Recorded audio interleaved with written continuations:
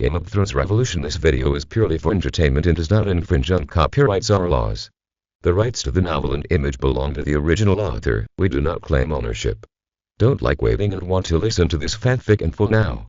Subscribe to our Patreon, where you'll find the best fanfics. Chapter 1 White Walkers. Since they are all dead, I suggest we go back now. The elder Gary said loudly, as if this would make the young noble give up his foolish idea. Of course, the decision on how to do it is up to you, my lord. Gary was a veteran of the Night's Watch in his 50s, and had been at the wall for more than 40 years. Will, who was watching from the side, read out the past about old Gary from his memory and concluded that he should follow his advice. Go back. How should we reply? Just say that the damn raiders died on their own, and we ran back after seeing the bodies. Who do you think will believe it? Said Sir Viserys, a young noble who was dressed gorgeously and outrageously, and the captain of the three of them. The young knight shook his head. Listen to me, buddy, it's not that I don't believe you, we must have evidence.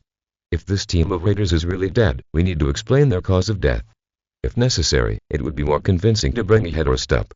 While explaining the reason, Sir Royce adjusted the saddle of his warhorse, which was one head taller than his companion's pack horse.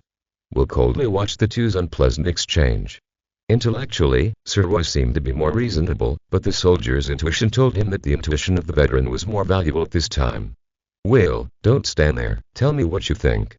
We have been wandering in the damn ghost forest for 2 days, and the wind and snow are coming soon. If we hesitate, we may be trapped for another 7 or 8 days. I want to freeze to death here. Gary dragged Will into the conversation. Will was not surprised, at least he reported that the raider died and was dismembered by an unknown force. To be more precise, it was the real Will who reported it, and the current Will was no longer the same as the moment before. Sir Royce's eyes swept over. He could feel the contempt in the Sir's eyes. The young man was quite handsome, but the mean smile in the corners of his mouth that were always upturned gave people the impression that he was difficult to get along with. In his memory, Will in the past didn't like this guy. Let's go take another look, maybe I'm wrong. Will's voice was hoarse. That kind of fragmented death is not ordinary, I can't help but go to confirm it again. As he spoke, he pulled out the dagger and waited casually. In the cold light, the blade triggered a whistling sound in the air. Hey, what's wrong with you? Gary took 2 steps back. Hey. Were you trying to threaten a noble? Sir Royce said hard, but his body leaning back and pale face betrayed him. Will hid his face in his hood. How could it be, my lord? He used respectful words, but his tone was far from respectful. I was just responding to your suggestion. Let's go to the raiders' camp and take a look. Maybe I was dazzled. That's good, let's go. Sir Royce said with a pale face. The 3 of them divided the work, and Gary stayed behind to set up the tent. Sir Royce followed Will to the raiders' camp to confirm the fate of the wildlings. The knight rode a tall warhorse. Will got on his pack horse. The skinny pack horse snorted, and Will put his hand on the horse's head, and soon the pack horse was no longer afraid. My lord, I suggest using a dagger. Your longsword is a bit of a hindrance. Don't talk nonsense. If the wildlings are really dead, it doesn't matter what I use. The 2 walked forward. Affected by the branches of the trees, the tall warhorse was slower than the short pack horse and made a louder noise. If the enemy was nearby, the consequences could be imagined. Will had previous memories. More than an hour ago, he came here and checked the raiders' camp. It was full of the remains of the dead. The facts were shocking. There was an unknown danger near the camp. Will was good at fighting. This body was born as a scout, so his movements were swift and he was almost silent when riding on the pack horse. Compared to himself, Sir Royce was too ugly.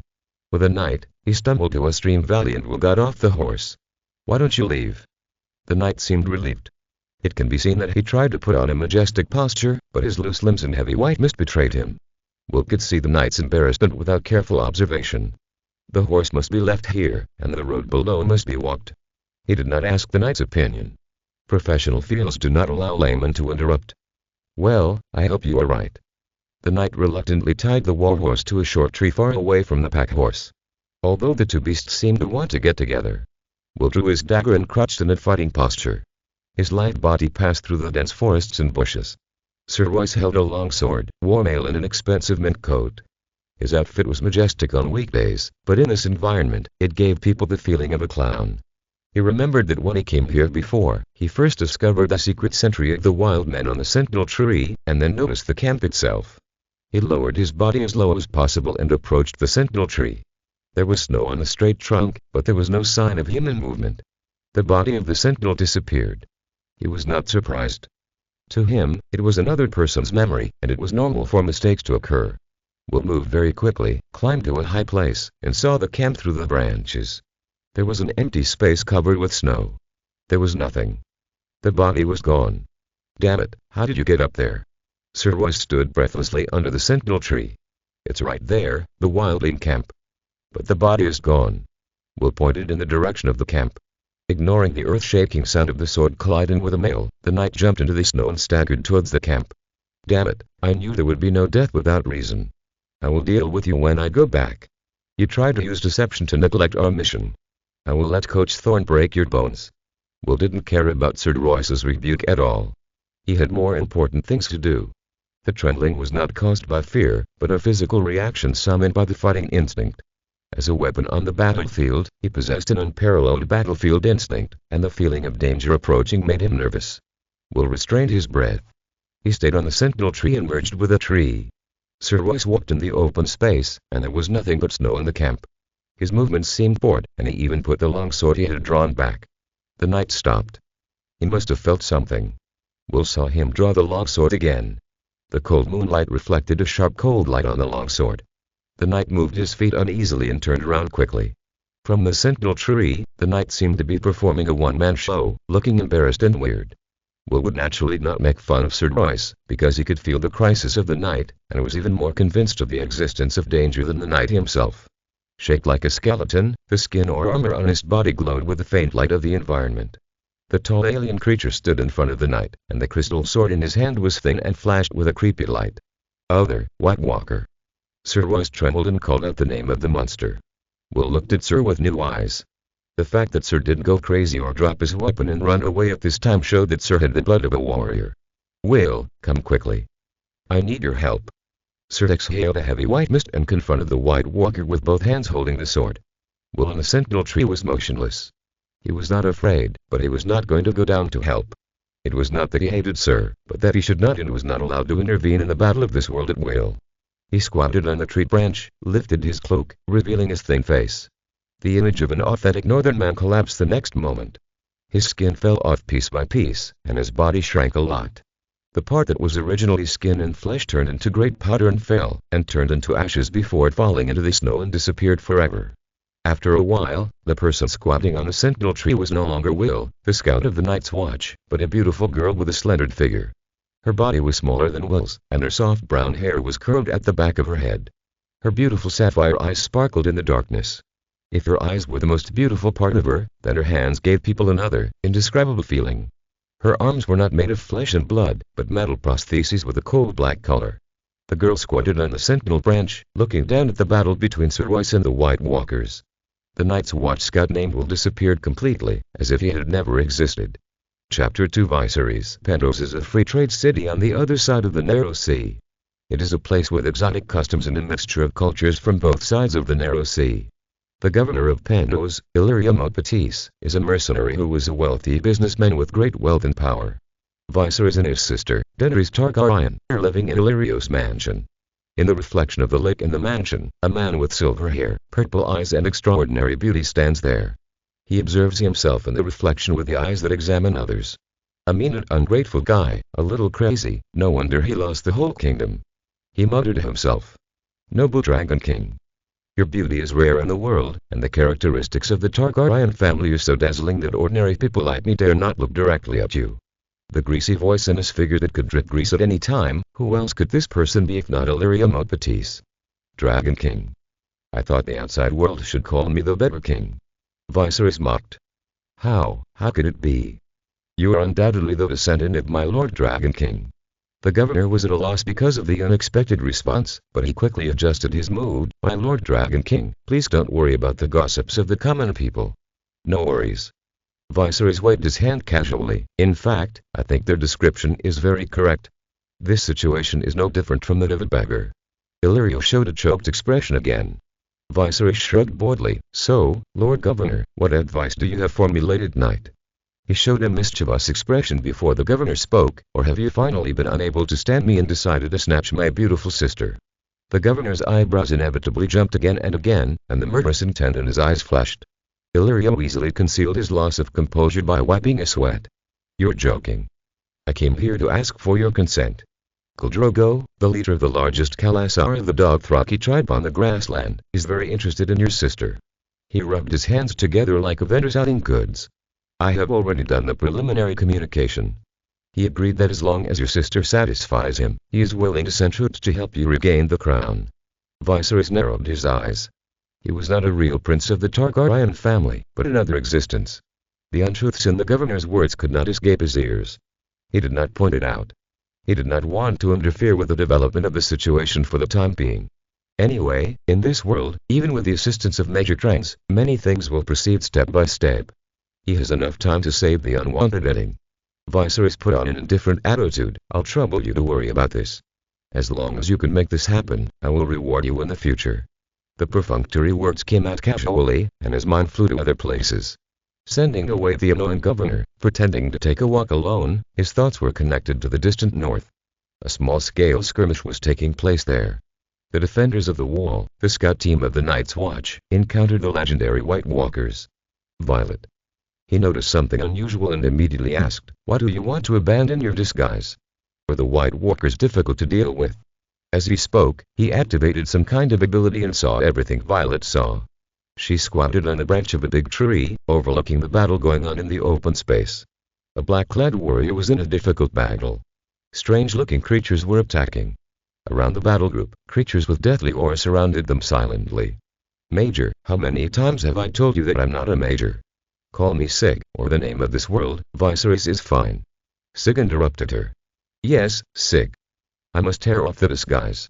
These and creatures below me," Violet described the monsters in a doubtful tone. "If I maintain the disguise of the Black Warrior, I am not sure I can deceive them. Give me control of your body for now." Violet's petite body trembled, and her expression suddenly changed to one of seeing through the world. Sig controlled Violet's body and possessed the girl's 5 senses. A biting cold air hit her face. Amid the sound of weapons clashing, the Black Warrior's cry of pain was heard. Sig noticed that the Black Warrior was dressed gorgeously, and the broken sword in his hand hid a strange jagged gap. The remaining part of the steel sword, which was still shining, was broken into 2 pieces due to an inexplicable force. The Black Warrior looked at the front half of the broken sword inserted into the snow and was stunned on the spot. The White Walker floated to the side of the warrior, raised the thin crystal sword, and chopped it down quickly and powerfully. The warrior let out an inhuman roar. He lost his left leg. The bright red blood was shocking on the snow. The monsters around him rushed forward. Soon the Black Warriors were cut into pieces. Sig noticed the deep blue eyes looking in his direction. "We've been discovered. Don't clash with the White Walkers. Retreat immediately." After giving the order, Sig gave up control of Violet's body and returned to Viserys' body. In the southern-style garden, with the light swaying and the insects chirping, it was hard to imagine that the killing in the north at the same time was in the same world. "My lord, this is the dress prepared by the governor. Please take a look." The sturdy male servant brought the silk women's dress. Sig grabbed the dress and looked at it casually. He wanted to ask the servant to send it over, but then changed his mind. It was time to meet his sister in this world. Daenerys Targaryen, his sister, was also called Stormborn and was a princess of the Targaryen dynasty. From Viserys' memory, he found information about his sister. When he saw her, Sig was still surprised that a woman could be so beautiful. She was petite and had silver gold hair and purple eyes like him. Under his gaze, Daenerys lowered her head like a frightened animal, looking at a loss. He spent some time trying to figure out the relationship between her brother and sister. He found that Viserys was not only an incompetent brother, but also had a tendency to abuse his sister. No wonder the little beauty in front of him was so scared of him. In the past, Viserys always bullied his petite sister on the pretext of awakening the wrath of the sleeping dragon. Sig naturally did not have such a hobby, but he could not change too much, otherwise it would cause unnecessary suspicion. He deliberately frowned. "You're about to get married, are you ready?" He deliberately threw the dress at Daenerys' face in a rude manner. The 2 maids serving the girl hid far away. The little girl took the dress in a panic, as if she was afraid of damaging the expensive dress. "Try it on, the fabric is not bad," Sig said angrily. The little girl hesitantly touched the dress. Sig considered whether he should scold her in a way that would be consistent with Viserys' usual style. "Brother," Daenerys took a deep breath, as if she had made some kind of decision. "You told me that the blood of the Targaryen family is the golden pure blood of Valyria, and no foreign turbid blood is allowed to be contaminated. We Targaryens are all intermarried. Why did you marry me to a barbarian on the grassland? Facing the face that was about to cry, Sid really couldn't play the role of the bad brother anymore. He had experienced countless things, and had experienced the most cruel and tragic scenes. Even the power of the devil and the angel was nothing in front of him, but he couldn't do anything about the crying of the woman. He sighed, walked forward, and gently messed up the girl's long hair with his hands. Dawny, you're already a big child, and there are some things that must be explained to you. He noticed that the girl's body was stiff. She must be afraid that he would hit her. The so-called holy blood of Valyria doesn't matter, just intermarriage within the family is simply nonsense. This is the reason for the decline of the Targaryen family. Brother, Daenerys opened her eyes wide in fear. Sig tried hard to search for Viserys' memories. Our father was called the Mad King. The powerful dynasty perished in his lifetime. He noticed the girl's trembling body. His words must have overturned the girl's worldview. He hoped that the girl would not be overwhelmed. I will not marry you. Although the barbaric grassland girl may not be the best choice, it will definitely bring you more happiness than marrying me. Didn't my brother sell me in exchange for the grassland army? Daenerys' eyes were full of tears. How is it possible? Sig tried to make his eyes more gentle. The fallen dynasty is not as important to me as your happiness. Warm liquid flowed from his big purple eyes.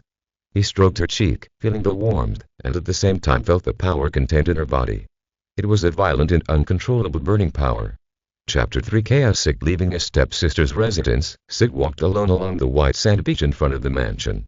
Unlike Violet, he was obsessed with his original appearance, so he would not change back casually. In fact, he no longer remembered what he looked like before, and he couldn't change even if he wanted to. Violet was a girl he picked up in a certain world. Because of her fighting talent, she was used as a weapon. The poor girl lost both arms in the war and was casually abandoned. Sig picked her up and took her with him like a puppy. When he picked up the girl, he was a major, so the girl always called him Major. Every time she traveled through time and space, the girl would lose most of her memory, leaving only her fighting instinct and her obsession with his name. The girl's sapphire-like sparkling eyes always touched him inexplicably, so although he was a burden, he had no intention of abandoning her. Sig was a chaotic person, not belonging to any side of human, god, or demon. He was feared by the managers and destroyers of the world. He forgot his origin and his original purpose. He only knew that he had endless power and a tough body comparable to the divine apostle. He traveled through different worlds and existed in place of someone. He experienced countless worlds and saw countless cycles. He didn't understand why the gods created a world of infinite cycles, but he gradually felt from his own experience that the gods had malicious intentions. After countless years, he forgot his original purpose, but retained his persistence in breaking the cycles of each world. One day, maybe he can break all the cycles, and the entrance to the paradise that is hidden nowhere will open to him. He has to face the real God and give him a middle finger. Even if the final result is the destruction of the soul, it is better than the current state of immortality, but not being alive. The countless worlds that Sig has experienced. There are places called the mechanical era where humans have been destroyed and only civilized subspecies continue to survive. There are also worlds where gods are opposed to humans and send apostles to try to destroy humans. In some worlds, apostles are called ancestors, constantly shuttling through various historical stages to repair the errors in the world itself. In other worlds, human society is abnormally developed, and people gradually abandon their original bodies and turn to biochemical prosthetic bodies and the digital survival direction of the superinformation world. No matter what kind of world it is, whether humans are strong or weak, and how the gods behave externally, they will eventually go back and forth, without beginning or end. This is what hell really looks like. Sig is an accident, or more precisely, an anomaly. He killed so many corpses in the purgatory-like horror world that the existence called the Demon King in that world gathered the power of the world to set him off. He accepted the gift of an apostle named Lilith, obtained the fruit of life, and had a body as tough as an apostle. Between different time and space and worlds, his followers built for him a treasure called the Archon Armor, which can be called a holy weapon. In a certain world, he gained the ability to see death. He could see the death of anything. With just a slight stroke of a dagger, he could cut any object. His existence itself represented an anomaly, and the laws of the world were distorted around him. He could seize the vision of anyone in the world, and even control the bodies of some creatures to do things. He could not be defeated, at least in the many worlds he had experienced. He was invincible. But he was not omnipotent. For example, the cycle of the world he wanted to break was not a goal that could be achieved by brute force. After Sig realized this, he began to restrain his arrogance and tyranny, and instead looked for helpers to use his cleverness to break the seemingly unbreakable cycle. He broke countless cycles and put different worlds on the right track. He didn't know when this would end, but he was sure that one day he would break the last prison of infinite cycles and face the naughty clown behind him. The sea breeze blew, and a fishy smell floated in the sultry air. The governor's mansion was still busy. In order to prepare for the upcoming Dothraki wedding, the governor had spent a lot of money. However, compared with the benefits that can be obtained in the end, these costs are obviously not worth mentioning. The safety of the trade route and the possibility of interfering in the internal affairs of the Seven Kingdoms. The benefits brought by power are unimaginable for ordinary people. Unfortunately, Viserys' knowledge is too poor, and Sig cannot deduce more useful conclusions based on his memory. Violet. He called his only subordinate thousands of miles away through his ability. Have you gotten rid of the White Walkers? Who? Violet's heavy breathing sounded. It's more difficult than I thought. The fighting power of the Whites is average, but they are not afraid of injury and death like zombies. The movements of the White Walkers are weird, and their attacks have some magical attributes. I have no intention of fighting, and I don't know the specific abilities of the White Walkers yet. Don't worry about those details. We will eventually know the origins of these guys.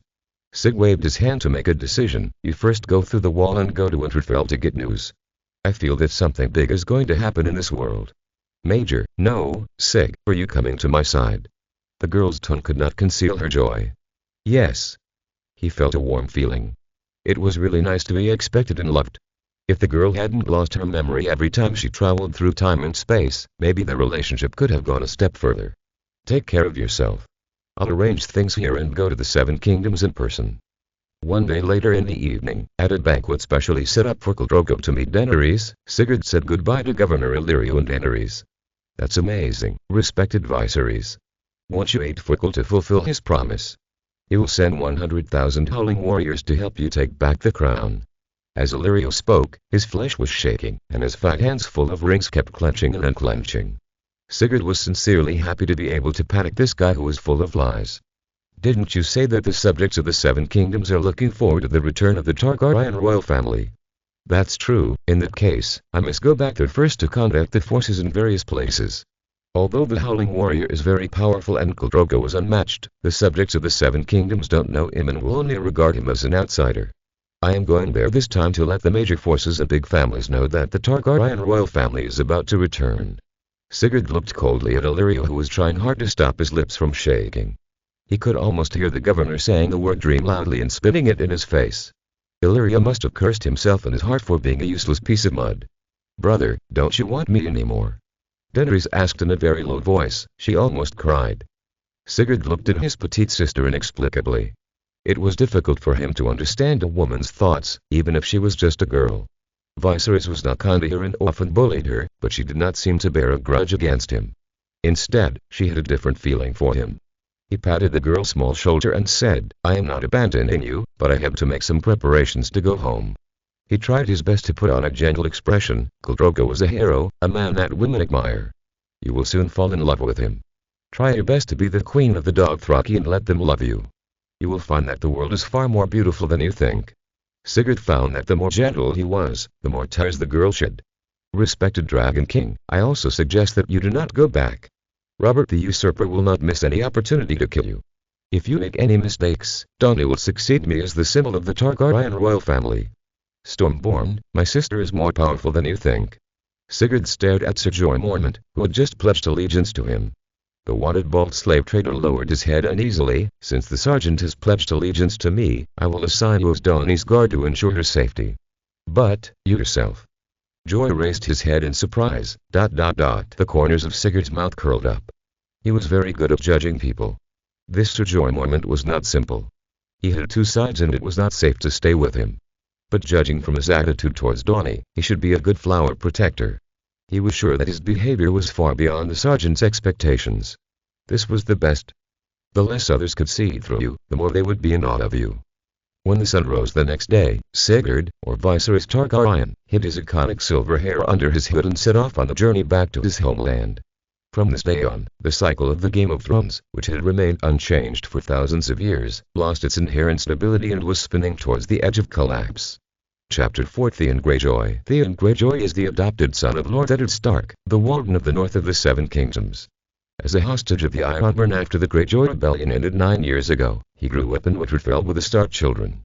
Today, Theon, as usual, watched Bran's archery skills after warming up in the training ground with Robb and Jon, the illegitimate son of the Stark family. Bran is a boy with a friendly smile and a handsome and friendly appearance. He is too young and his martial arts can only be described as mediocre. Robin the illegitimate son laughed and made the little boy blush and perform more abnormally. At this time, an arrow hit the bullseye accurately, causing the onlookers to exclaim.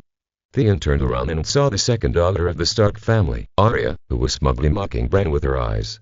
When Bran found that the Duke and Duchess were also watching, he was almost furious and chased the naughty Arya around. Okay, don't laugh at him. The little guy is only a few years old. Can you really do better than him? The Duke's oppressive words put an end to the laughter in the parade ground. Theon lowered his head like the others. Although he thought he was already a sharpshooter when he was younger than Bran, he was smart enough not to spoil his adopted father's fun at this time. The captain of the guard, Jory, whispered a few words in the Duke's ear, and the Duke's already gloomy long face became even gloomier. Let all the boys go to the execution ground. The Duke's words brought different feelings to everyone.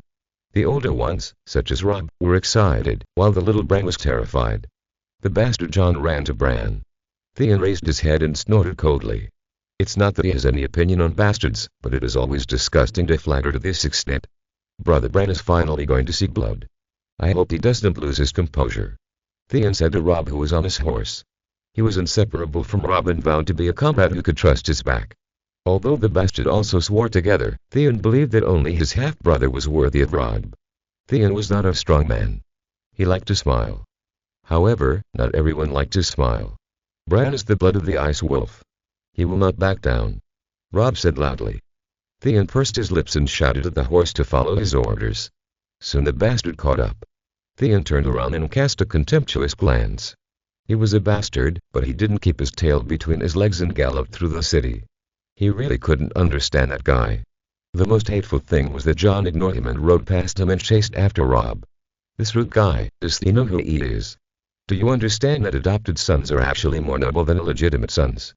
Theon was determined not to argue with the illegitimate son who didn't know etiquette. However, he was also dissatisfied with his lack of progress in writing. He had written a horse earlier than Jon, so why was his writing skills not as good as his? According to the ancient rules of the Stark family, the execution was carried out in the wasteland outside the castle. There was a flat stone for the prisoner to rest his head and expose his neck. The group waited for Bran to arrive on a pony before starting. The prisoner to be executed was a deserter, dressed in black, a deserter from the Wall. This man was different from the previous deserters. He was already in his 50s, haggard, and ragged. If it weren't for his sturdy body and the calluses on his fingers that only warriors would have, it wouldn't be a surprise to say that he was a beggar and a tramp. The prisoner is from the Black Castle of the Wall. Do you know what the fate of a deserter from the Night's Watch will be? The Duke interrogated him personally. His attitude was serious and his tone was not fierce. They'll come in, right there. Sir Royce didn't listen to me, so he died. You have to believe me, they are coming. The prisoner did not answer the Duke's question, but kept talking in a voice that was half to himself. This is an old soldier. Robb turned his head and said to Theon, look at his movements and the way he walks. Sir Roderick said that such a person must have been on the battlefield and seen blood. Theon's attention was not on the trial. He noticed that the bastard went to Bran. Humph, what a flatterer. He wisely did not express this judgment, but responded to Robb, it doesn't matter if he is an old soldier or has seen blood. Anyway, he is going to die. There is no reason for a Night's Watch soldier to escape from the Wall. If he really encountered something, he should report to Castle Black. Robb shook his head without comment and continued to watch the trial. In the name of the Guardian of the North of the Seven Kingdoms, I sentence you to death. The Duke seemed reluctant to announce the final result of the old soldier. The old soldier lowered his head and said nothing. The guards took him to the scaffolding stone.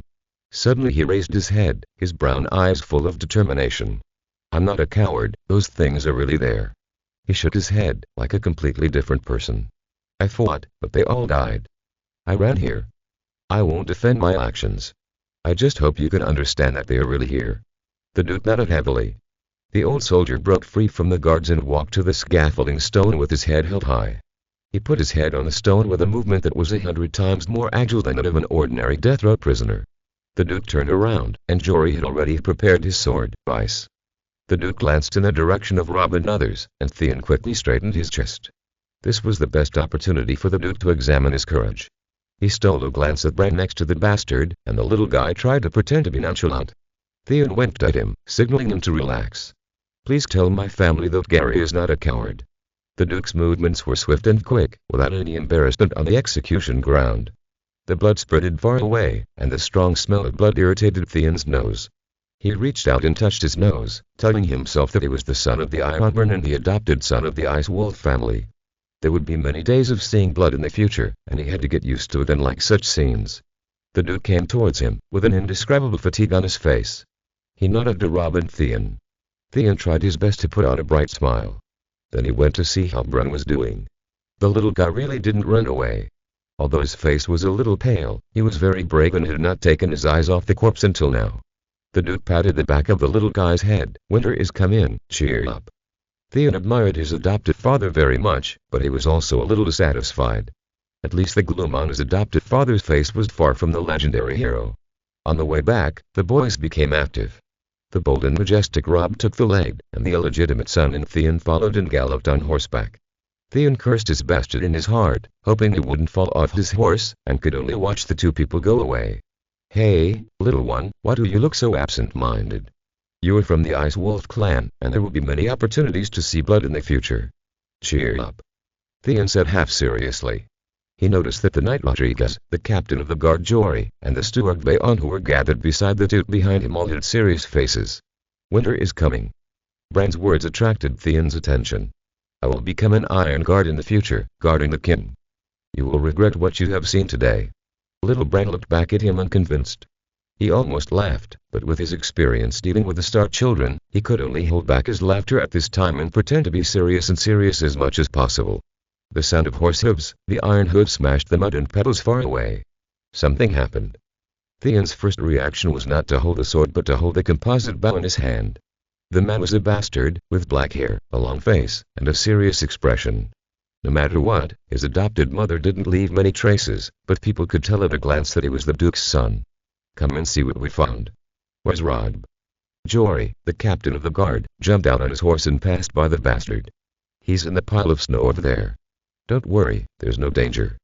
Theon put down his bow and arrow, exhaled, and chased after the bastard. The stench of the rotting corpse made people want to cover their noses. The corpse of a huge crowned stag lay on the side of the road. Its neck was torn open by something, and its muscles were turned outward. The surrounding of the corpse was muddy, and it must have fought a desperate battle with a predator. It was strange, if it was killed by a predator, why wasn't it eaten? Although the deer's body was broken and rotten, there was no sign of being gnawed. The bastard didn't stop, and rode his horse and disappeared behind a snowdrift not far away. Jory followed. He was the captain of the Winter City Guards, skilled in martial arts and riding, but he couldn't beat the bastard in horsemanship, which made Theon, who was also inferior, feel better. Theon was the third to jump over the snowdrift, and what came into view was the corpse of a giant wolf, as big as a camel or horse. Chapter 5 Direwolf. The wolf's body was in a similar state to the deer. Robb was next to the wolf's body, holding two furry creatures in his hands. They were two little wolves. The antlers pierced the throat. Jory came to Theon and gestured with his hands to show the cause of the wolf's death. What a strong guy. It didn't die until after giving birth. Theon ignored the furry little animals as much as possible and went straight to the neck of the wolf's body.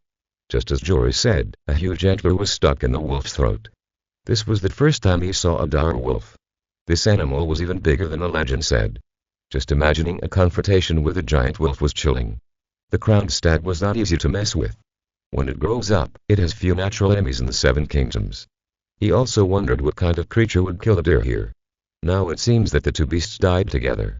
Maybe when the mother wolf was not pregnant, the giant deer would not have had a chance, but that was all speculation. The current ending was that the mother wolf left a few cubs and died. Theon disagreed with Jory's judgment. That's not necessarily true. Corpses can also give birth. He covered his mouth and nose with a handkerchief and pulled out the broken horn with force. Where I live, I often see dead sea beasts washed ashore. Many corpses give birth to live sea beasts. A large group of people arrived one after another, and there were bursts of exclamations from all around. Although the ice wolf is the Stark family emblem, it is estimated that no one here has seen a real ice wolf. Winter is coming. The Duke said again with a solemn look and a serious tone. Theon sighed. He felt the atmosphere around him, which was driven more gloomy by the Duke. Although his status was not high and it was not his responsibility to boost morale, he still instinctively opposed this kind of behavior of sighing at every turn. Kill them. These little things may be fun now, but they will be troubles in the future. Theon himself didn't know why he made such a suggestion. Maybe he wanted to change the subject, or more likely he wanted to show off in front of the Duke. He took out a dagger, grabbed a little wolf and was about to start. No.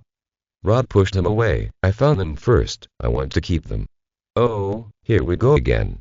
Theon held his forehead with his hand. The eldest son of the Stark family, the brave Robb Stark, had a problem that was not a problem, that is, he was soft-hearted, and he was still a big child in many cases.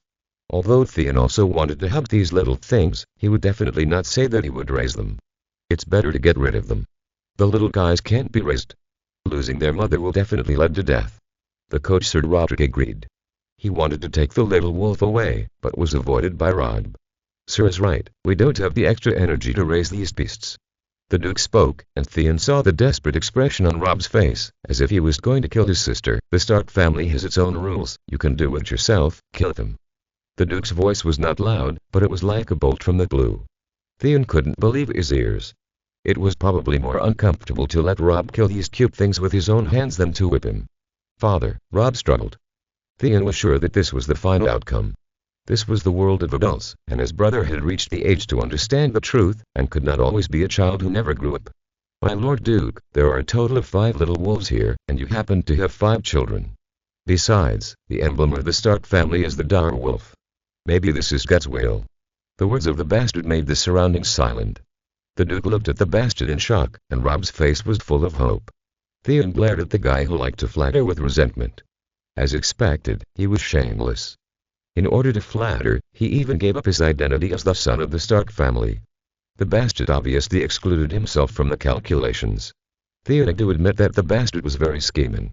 The Duke seemed to be thinking, but based on Theon's understanding of him, the conclusion had already been made. Although the Duke was powerful and upright, he was a very easy-to-control person. He thought that the future was really unpredictable. No one in Winterfell will feed them. You have to handle everything yourself. The Duke said sternly, but he could not hide the smile in his eyes. Of course, I will feed them myself. Robb had already hugged the 2 little wolves tightly in his arms. The wolf cubs whimpered and seemed to be not opposed to being hugged by humans. Theon shook his head while holding the remaining 3 little wolves with Bran. The furry little things were burrowing around in his arms. Theon temporarily put aside his adult thinking and enjoyed the softness of the cute and adorable things. Wait. What crooked ideas will the bastard come up with? Theon continued to stroke the little wolves while thinking maliciously. He hoped that the bastard would do something excessive. The bastard jumped off the horse, searched in the snow for a while, and held out a ball of furry things. Damn. What is this? Theon couldn't help but said. It has pure white fur, is larger than the other little wolves, and has red eyes. The little guy is not shy, just looking around quietly. So there's a 6th one here. The bastard smiled. This guy looks a lot like you. Theon decided to disgust him.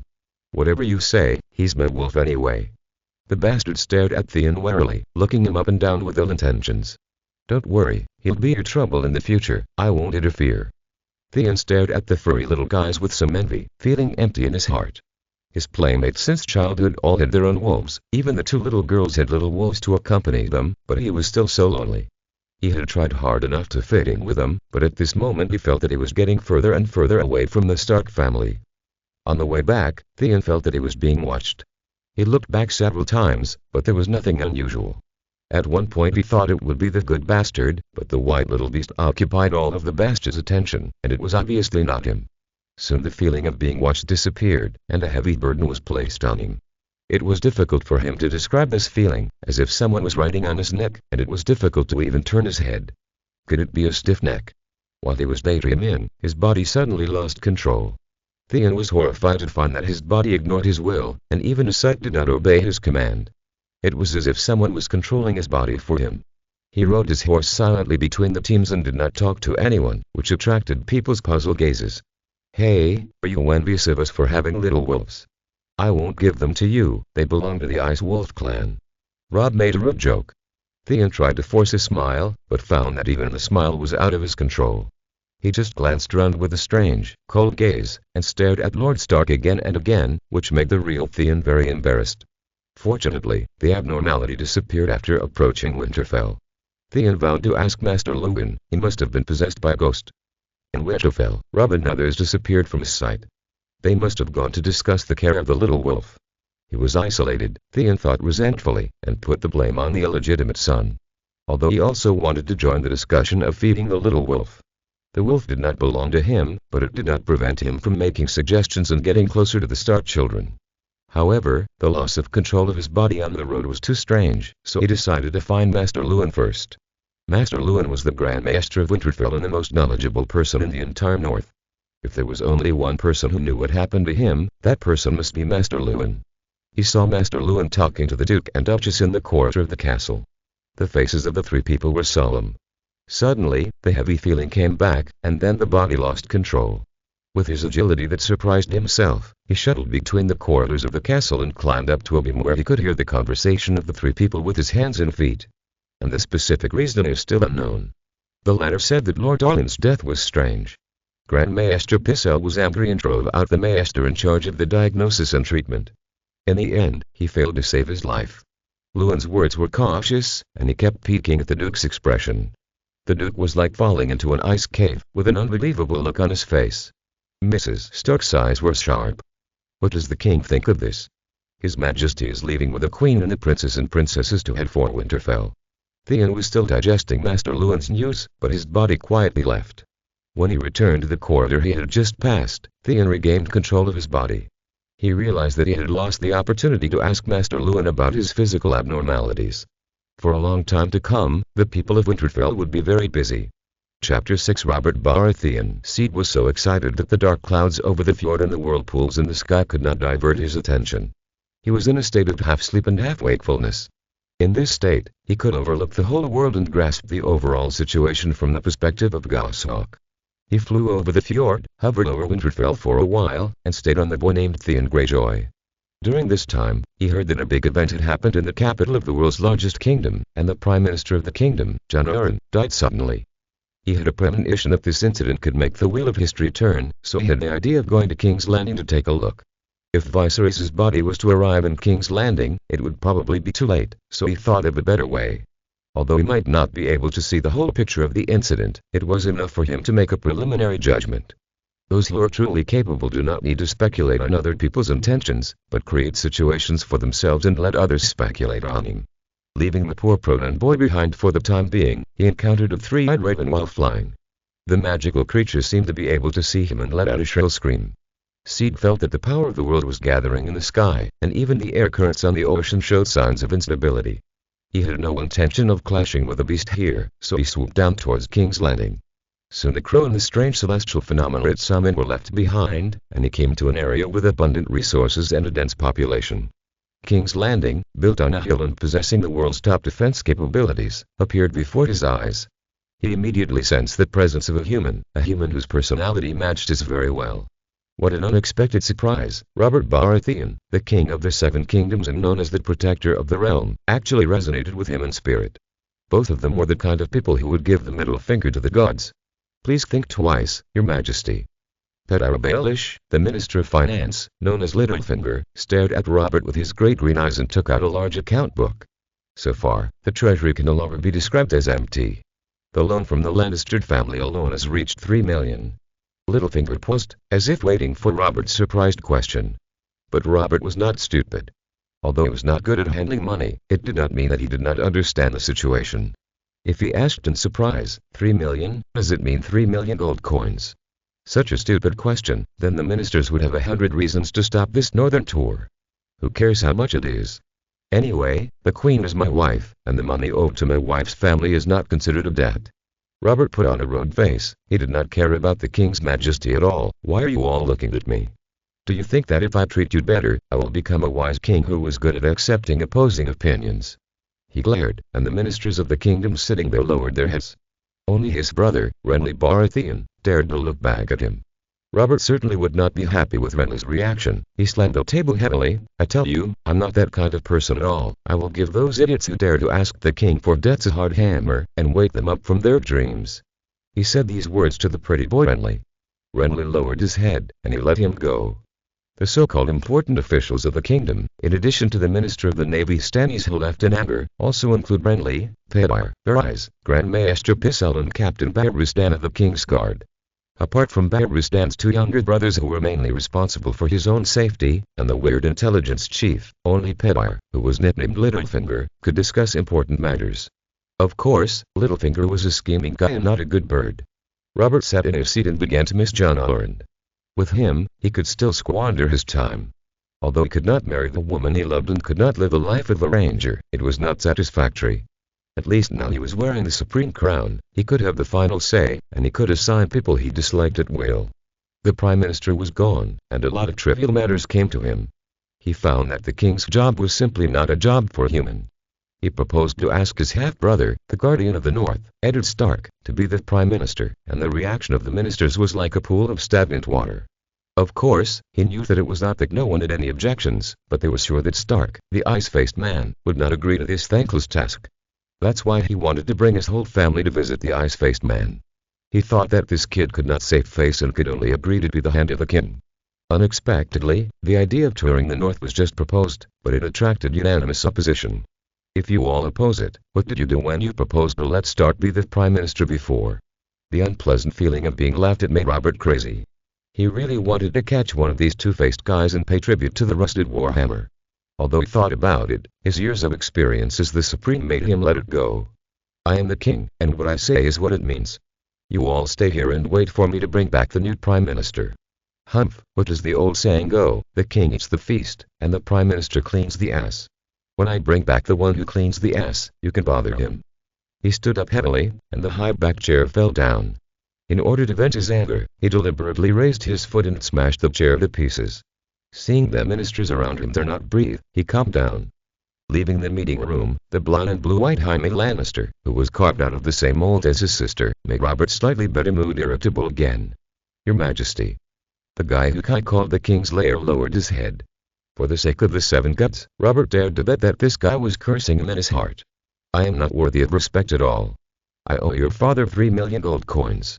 Do you think you dare to look down on me just because you're a creditor? I dare not. Jaime Lannister was polite and his voice was calm. Seeing this made people feel sick. Robert strode out of the building, and Jaime led the guards to follow. Your sister proposed that you succeed as a prime minister and manage state affairs. Robert said this, noticing that Jaime's meticulous face flashed with a strange light in his blue eyes. He smiled as if he had succeeded in doing something bad. It's a pity that I don't want to. I'm going to call that ice-faced man from Winterfell to be his mother's shitty prime minister. What do you think? There was anger in his piercing eyes, but to Robert's surprise, there was no hatred in Jaime's eyes. You have guts. He muttered, and rode on his warhorse to the bedroom. Since he decided to go to the north, there are too many things to prepare. Even if he is a king, he still has to plan carefully. Moreover, without a prime minister, many things have to be done personally. Robert was very upset because he had not handled state affairs personally for many years. Humph. What a wise king, taking your wife and children to a place like the north where there's no shit. You are obviously the king of the country, the supreme position, but you have to pay attention to a vassal. I think you are not a king anymore. The only one who can speak to Robert like this is the queen. She is the only one in the kingdom who dares to speak to him like this. Woman, don't make me angry. Don't think that I am a perfect knight. If you make me unhappy, I will beat you so that you can't take care of yourself. Robert put on a rude look, but he was helpless in his heart. Thinking back to the past, he was also a tough man, galloping on the battlefield, always smelling of leather and blood, and he was not worthy of hitting women. In fact, women are eager to stick to him, so there's no need to make him unhappy. I didn't expect that after becoming the Supreme, he would use beating women to scare his wife. Before becoming king, he always thought that the king could do whatever he wanted. Only after he became king did he realize that this was a shit job. He should really leave the throne to Oberyn Stark and become a free knight. The beautiful and powerful queen, Tressae Lannister, lowered her head. He knew her too well. This woman would never accept it. She must have some ideas in her head to ruin his plan. It was a wishful thinking. Robert decided to cut the Gordian knot. He skipped the important ministers, gathered the secondary officials and clerks in the government office, and directly prepared for all matters related to the northern tour. In addition to the King's Guard, the guards would also include 100 or so knights and 100 free riders. In the palace, all the servants who could ride horses were brought, and the queen and the women would ride in the palace. As for all the expenses, they would first be borne by the nobles who passed by the territory along the way, and then they would ask the Lannisters for it. Anyway, they already owed 3 million gold, so a little more would not be a big deal. 2 days later, Robert Baratheon, the king of the Andals, the Rhaenyra, and the First Man, the ruler of the Seven Kingdoms and protector of the realm, led a large army to tour the north. What he didn't know is that his actions in the past 2 days were seen by a mysterious being, and this mysterious being decided to save his life to break the inherent cycle of the worlds that had been going back and forth for thousands of times. Chapter 7 Khal Drogo. Drogo was lost in thought. He was not good at this kind of thing. Thinking should be left to the wizards of the khalasar. As the most powerful Khal in the Dothraki plains, his responsibility was to lead his people forward and destroy all enemies who dared to stand in his way. Drogo was born with supernatural power, agile and tactical mind. He was so smart that before he came of age, his father, the former Khal, wanted to train him to be a wizard at the khalasar. If he had not been better at fighting and had killed his 2 brothers before they could deal with him, he might be a wizard now. While thinking, Drogo stroked his pride, the thick black and shiny braid. This was the braid he had kept since birth. According to the rules of the tribe, after losing a battle with others, the braid must be cut off as a sign of shame. Since he came of age, his braid has never been cut off. Whenever he met with other khalasars, warriors from other places would admire his braid from the bottom of their hearts. The braid indicated his strength and saved him a lot of trouble. Drogo's trouble came from this braid, and he was hesitating whether to cut it. Although the man promised not to tell anyone about the matter and seemed to be very satisfied with him, he felt like a liar when he was defeated and did not cut his braid. His mood became worse and worse, so he held to the sky and galloped away under the horrified gaze of the blood guards. It happened at night. He had seen the woman that Illyrio of Pentos presented as tribute, a woman called Stormborn, who was said to be the princess of the kingdom across the narrow sea. Although Drogo did not hate the exotic woman, he did not have any special feelings. How could a weak sheep be compared with a horse? He was going to refuse Illyrio. He did not care about the other party's identity, and the fragile little pet did not suit his taste. However, at the venue, the woman's brother exuded a dangerous aura that was hard to ignore. Drogo had rich experience in battles. Although he had never been defeated, he had experienced life and death situations, and his intuition about danger was extremely sharp. Facing the woman's brother, he felt an endless, vast sense of oppression like a grassland, and he could not even feel hostile in front of him. Just when he made a decision and planned to ask Illyrio to change a more affordable gift, the woman's brother signaled him to go out with his eyes. Drogo was not afraid of any conspiracy threats, because his own strength was unparalleled, and he was confident that he could get out even if he was trapped. Once he escaped from the trap, it would be the turn of the guy who set the trap to be unlucky. He followed without hesitation, with only 2 roaring warriors as guards. When they came to a secluded place, there was a poetic and picturesque place for ordinary people in the free city to talk about love. Drogo didn't understand why love had to be carried out in such a remote place. Wouldn't it be better to be seen and blessed by others? Drogo didn't plan to use force immediately. He thought about letting his men weigh the opponent's weight first, and reminding the idiot who was obviously a young man from the other side that the Khal was not someone who could be challenged casually. He even thought about leaving the other person alive and only cutting off one ear as a punishment. Everything ended in a flash. In fact, Drogo could not see clearly what happened. What's more terrifying is that neither side even said a word. The 2 roaring warriors fell to the ground with blood spurting from their necks, and they were about to lose their lives. Only then did Drogo have the opportunity to draw his scimitar. The Dothraki sword is different from the swords of other races. The scimitar is more convenient for them to play their advantage in speed. As for the warriors on the other side wearing heavy armor, any Dothraki would stare at them. How can you move flexibly with such heavy armor on your body? Whether it is to chop the gap in the armor or to pull away and shoot with a bow and arrow, the initiative is always in the hands of the grassland warriors. Drogo's common sense became a joke in front of the silver-haired kingdom warrior. The opponent's longsword was obviously just a gorgeously decorated product, not a treasure made of Valyrian steel sword, but it was used as fast as lightning. Drogo's confident speed, martial arts and strength advantages did not exist in front of his opponent. His scimitar barely blocked the blow, but the heavy force made his right hand holding the blade loose. The moment the scimitar landed, the longsword roared down with a whistling sound in the air. Drogo forgot his pride and had no time to be afraid. The only thing he could do was to try to roll away and distance himself from his opponent. The longsword hit the ground, and the blue brick shattered, and the opponent's longsword was also destroyed. His original intention was to use the rolling trend to get back the scimitar. With a weapon against an unarmed person, he still had a chance of winning. Unfortunately, his left hand was empty. The scimitar appeared in the opponent's hand. The terrifying man looked down at him with purple eyes. "Kill me, I have no regrets to die after being defeated by someone like you." Drogo cheered up, staring into the purple eyes, his face full of longing and admiration. "Why?" The man tilted his head strangely. "Does the loser have the priority right to choose over the winner?" Drogo was speechless for a moment. He had a strange feeling that this man seemed to have no hostility. The man played with the scimitar. Well, it's sharp and fast, but it's a bit fragile. He threw the scimitar in front of Drogo generously, and the blade silently pierced into the ground. "What do you mean?" Drogo's face flushed. He slowly picked up the scimitar. Although his opponent had no weapons, he had no doubt that if he attacked again, he would fall. "Do you want to humiliate me and cut off my braids? Well, you're the winner, everything is up to you." The silver-haired man shook his head, with a fearless momentum and laziness and casualness. "My brother-in-law. You're good at martial arts, but you're stubborn." He walked to Drogo casually, not afraid that Drogo could swing the knife to kill him at any time. "I just want to test whether my future brother-in-law is worthy of the blood of a real dragon." The blood of a real dragon. Since the other party spoke in pure Dothraki, Drogo was sure that he had not heard it wrong. It was incredible that someone actually called himself a dragon. "I am Viserys Targaryen, descendant of the dragon. The woman you are dating is my sister, Daenerys Targaryen, Stormborn, daughter of the dragon. You should feel honored and lucky for this marriage." The man who claimed to be a dragon spoke in an arrogant and domineering tone, but it sounded very appropriate to Drogo's ears. A man with such strong strength should have such domineering. Drogo lowered his head. "I understand, it is my honor to marry Stormborn."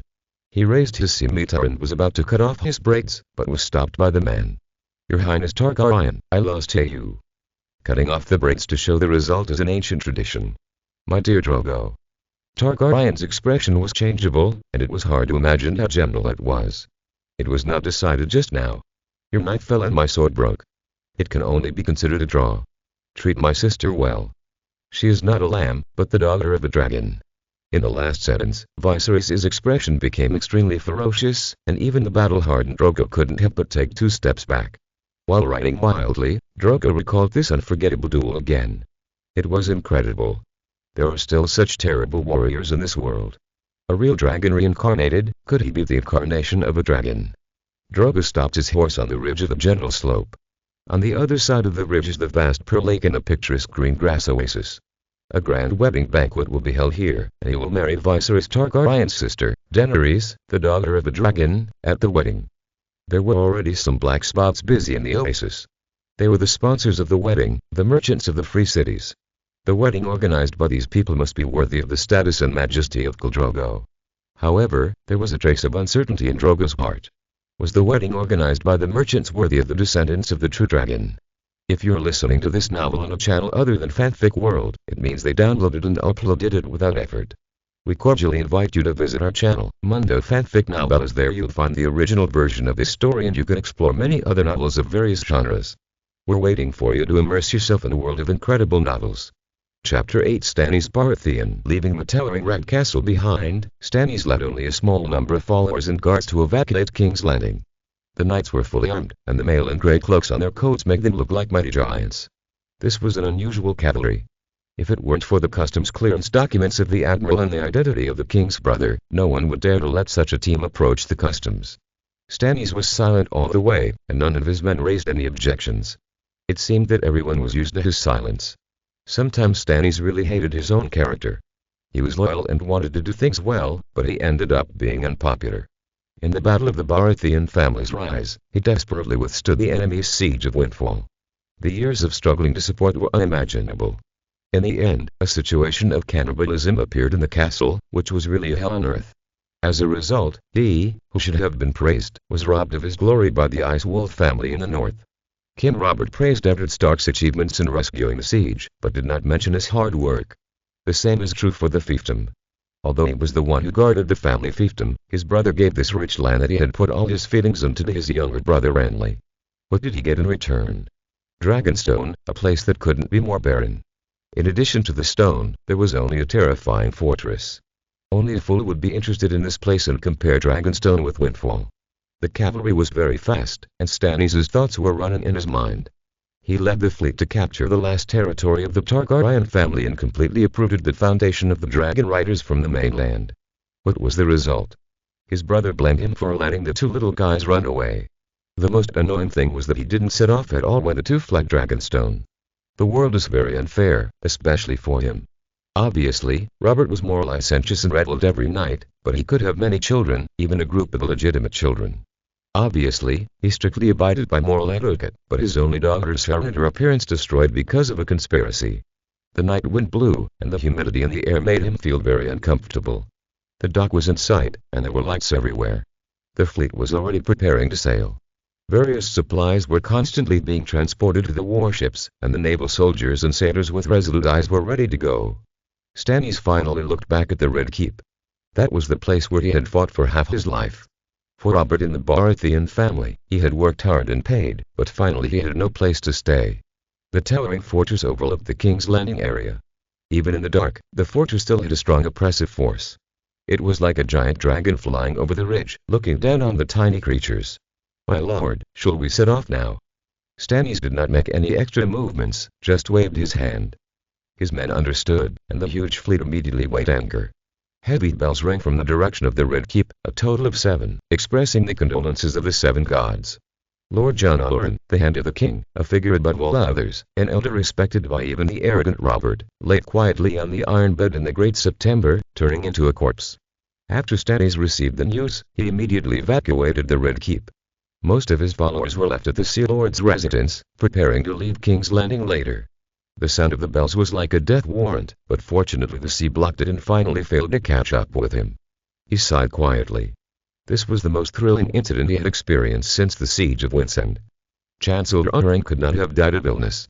Although he was very old, his voice was still as loud as a bell, and he looked strong and healthy. It was possible that he would live in the age of Grand Maester Sepir. He had never seen someone die so quickly from illness. The day before, the two were still worrying about the excessive debt of the royal family at the meeting of important ministers. The next day, the Chancellor could not get up, and now he has turned into a cold corpse. Foolish Robert would not kill his adopted father. The only ones who would do this and have a motive could be the largest power in the kingdom, the Queen's family, the Lannisters. In fact, he and the old Chancellor were indeed working hard to subvert this family. The cause of the matter was a small suspicion. King Robert had 3 children from his official marriages: Joffrey, Myrcella, and Tommen. It is undeniable that Joffrey is tall and handsome, Myrcella is beautiful and gentle, and Tommen is an amiable little guy, but none of Robert's children look like him, which makes Stannis suspicious. Stannis has always had a secret wish in his heart, which is to curse Robert so that all the children born by the Queen are born by others. Curses or fantasies are one thing, and facts are another.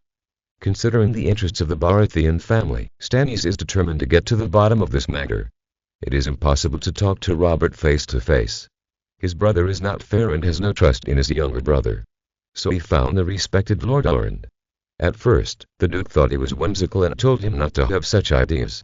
Regarding his unfair treatment, Lord Arryn promised to speak to the king as the Prime Minister, etc.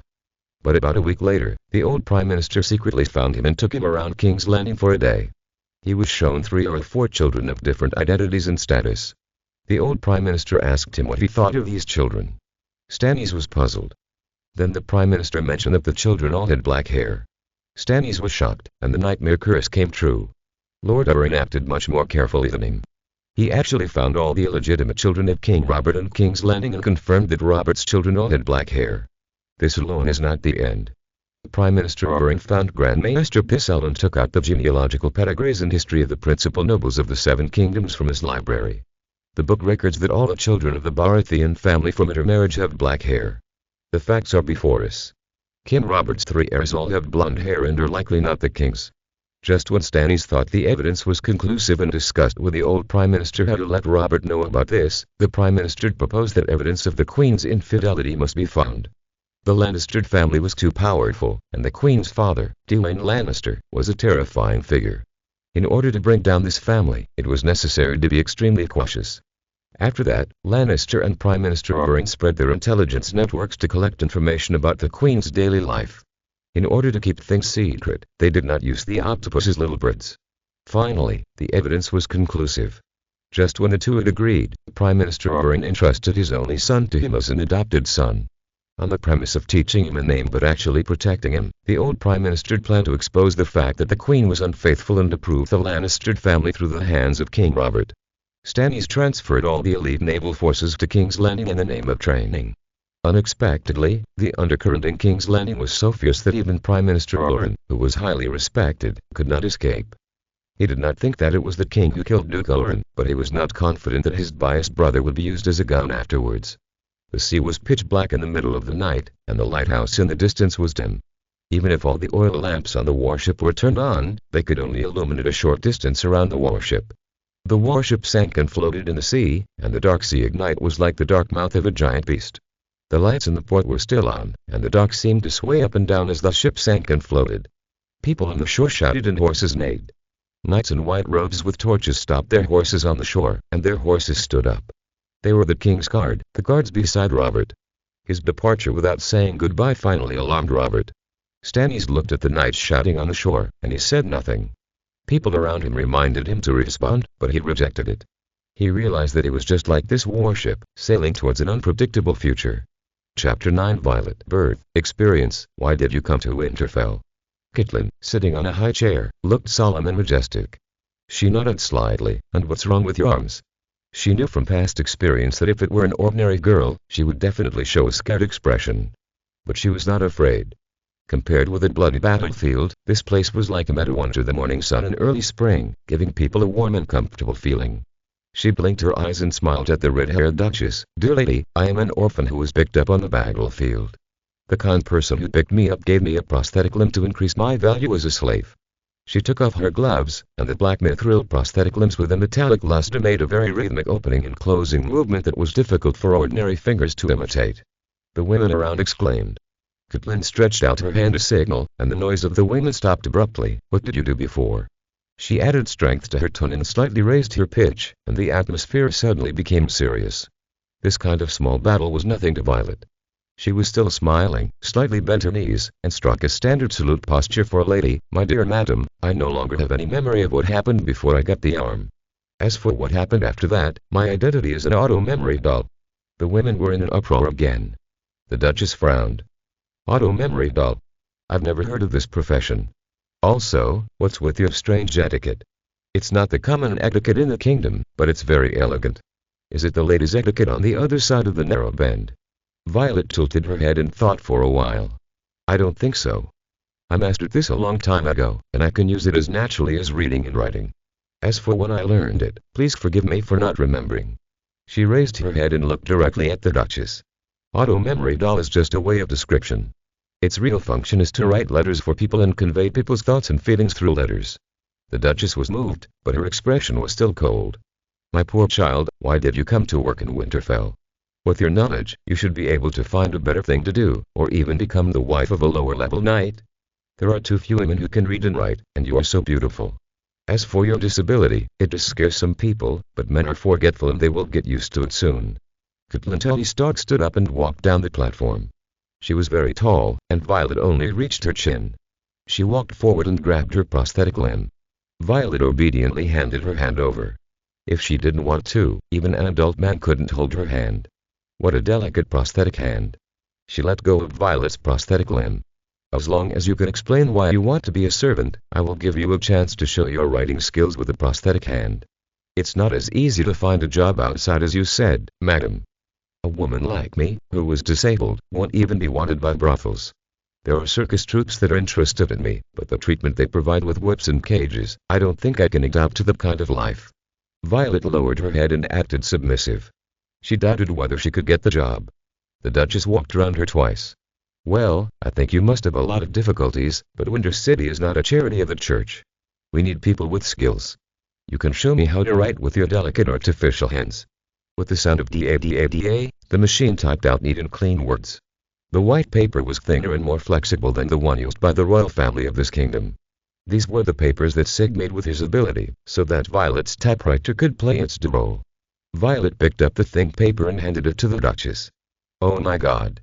I can't describe this in words. You must have been taken care of by the masters of the academy before, or you were originally the daughter of a master of the academy. It's unbelievable. The Duchess took the paper and read it repeatedly. This, typewriter.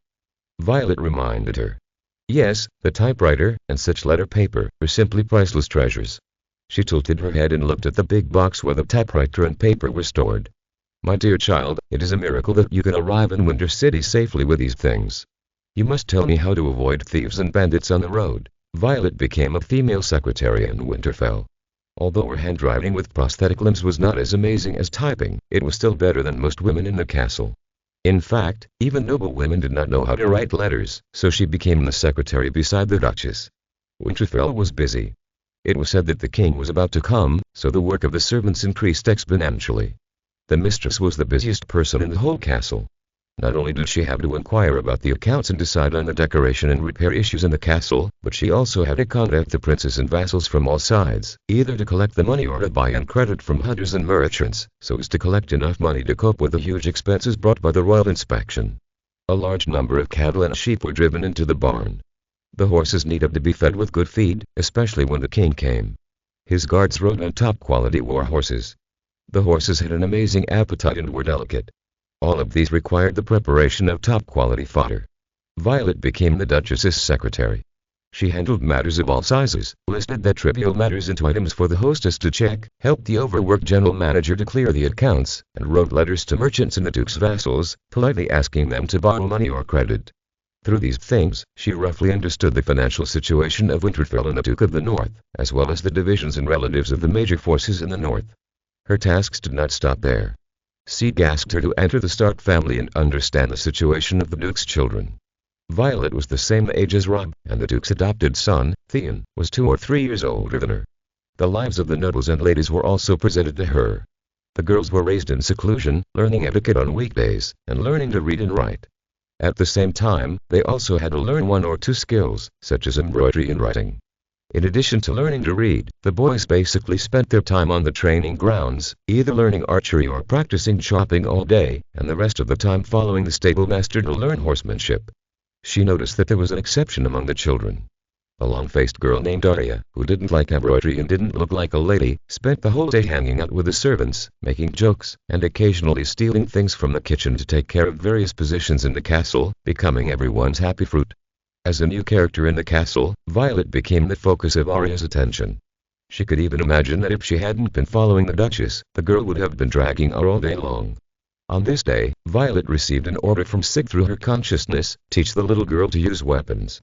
Violet felt strange, but she didn't ask why. Sig's expectations were her expectations. Since the Major wanted the girl to be proficient in martial arts, she would definitely help with all her strength. Arya, do you want to learn to fight? The girl blinked her slender eyes. She didn't look like a girl at all, but closer to a boy, really. Isn't Violet a secretary? You also know swordsmanship. I can write and be a good secretary, but it doesn't mean I don't know swordsmanship. She wrote a letter to the Umber family in the north, folded it neatly and put it in an envelope, waiting for the Duchess to read it personally. But I won't teach you to wield a sword, because you are too young and not very strong, so you are more suitable for using a dagger. Is that really a good idea? If Sister Morden sees me, she will definitely scold me. Arya hesitated, and then like a bird that has thrown everything aside to find freedom, a smile appeared on her face. But what does it matter, as long as she doesn't see it? Yes, as long as she doesn't see it. Violet looked at the girl. She was so thin and fragile, but gave people a sharp feeling. Violet couldn't have ruffle in her hair. You look like Brother John, said the girl. Chapter 10a. Distinguished Guest. Violet and Arya's secret training was conducted in the abandoned tower of Winterfell. The only person who watched them train was the pros and the climbing lobbing Bran. In fact, they had to thank Bran for finding the secret place. Violet used the little privilege of the Duchess's secretary to ask the workers to open the closed passage, so that she and Arya could enter and exit freely. Agility, accuracy and concealment are necessary means to survive on the battlefield. I believe you will become the breeze soon. Don't use too much force on your waist. Your wrist is not flexible enough. Don't use your claws. You're using the dagger too much. Just hold the handle with your fingers, and let the dagger become an extension of your hand. Violet and Arya were training in the tower. They moved in a narrow circle. Bran watched intently and didn't even notice that the crows ate all the corn in his hand. Violet, you're so amazing. I don't think even Robb would be able to please you. Bran's face flushed, and he excitedly said in a tone that could almost be called a scream, if you were a man, you would definitely be able to tie with Jory. Humph, I don't think Jory is as amazing as Violet. You have to keep the secret, little brother. If anyone knows, I'll make your head grow a lump. Arya threatened by waving the short wooden stick in her hand. Why do you always bully me? You should be careful. It's probably you who leaked the news. Bran hugged his head and complained. Violet couldn't help but find it interesting to see the two quarreling. She stopped to watch and didn't disturb them. The atmosphere in the castle suddenly changed, and there was a feeling of impending storm. The three stood at the highest point of the castle, which was much higher than the archery battlements of the lookout. She looked far away, and in the southwest of the empty castle, on the King's Road, a black line of people was slowly approaching. The two quarreling children were affected by her gaze and also noticed the abnormality in the distance. "They're coming, the king is coming!" Bran shouted as he jumped out of the tower window. "Wait," Arya shook her head, watching Bran's younger brother go to report the news with a half-envious expression. "We should leave too, otherwise the nun won't be able to find me and will complain to mother again." The two hurriedly left the tower. Unlike Bran, who was as light as an ape, they still had a long way to go. When they rushed out of the abandoned warehouse panting, they happened to see the Duchess scolding Bran and asking him to swear not to climb again. Arya made a face at the little guy and quietly slipped away from his mother. Violet was stopped by the Duchess. "My dear lady, don't run around. The royal family will be here soon. Remember to use the etiquette of the kingdom instead of foreign actions." She paused and remembered something. "Put leather sleeves on your arms. Although you look adorable, people often see a prosthesis first." Violet said that she understood and was grateful to the Duchess for her love. She treated her as a confidant. It took half a day from seeing the large group of people appearing in the distance to the royal banner bearer appearing at the gate of the castle. During this time, the dignitaries, vassals, nobles and knights of Winter City lined up in formal attire in the castle square.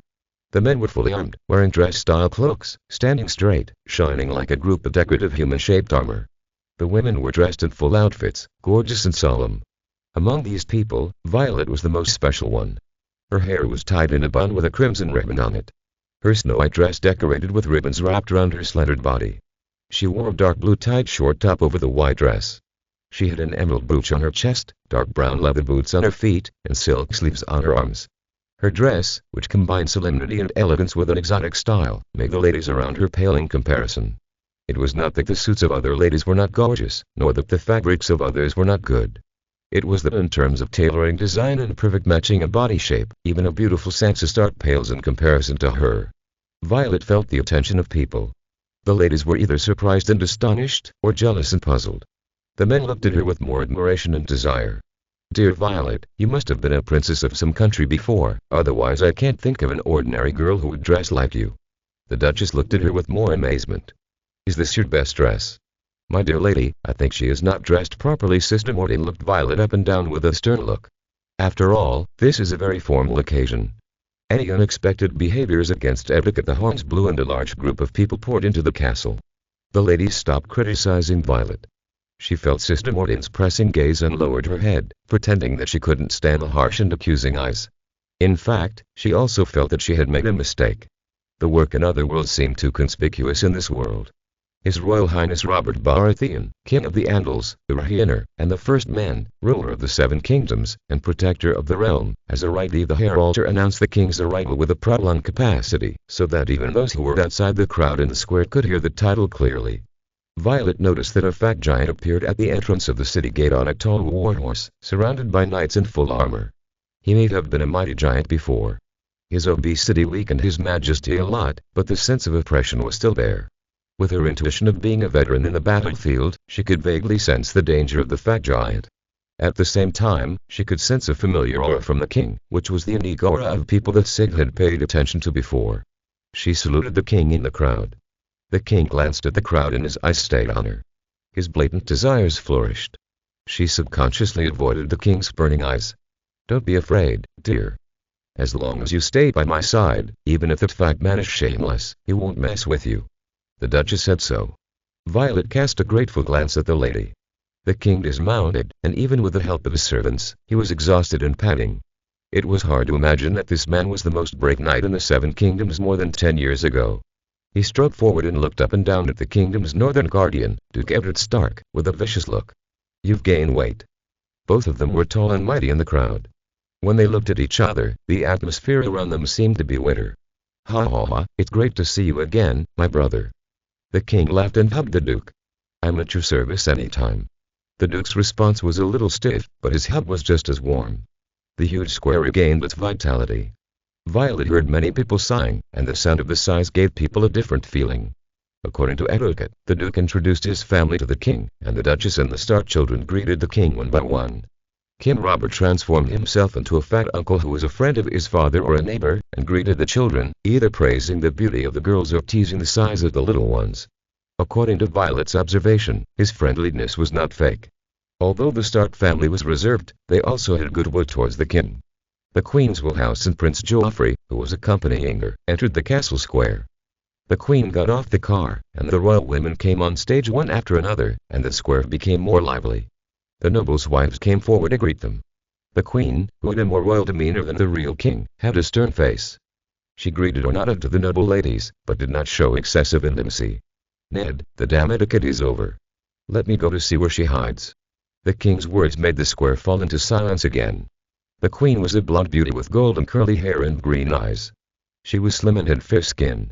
"Your Majesty, we just arrived here and are tired from the journey. The Duke's cemetery will not go away. Why go to such an unlucky place now?"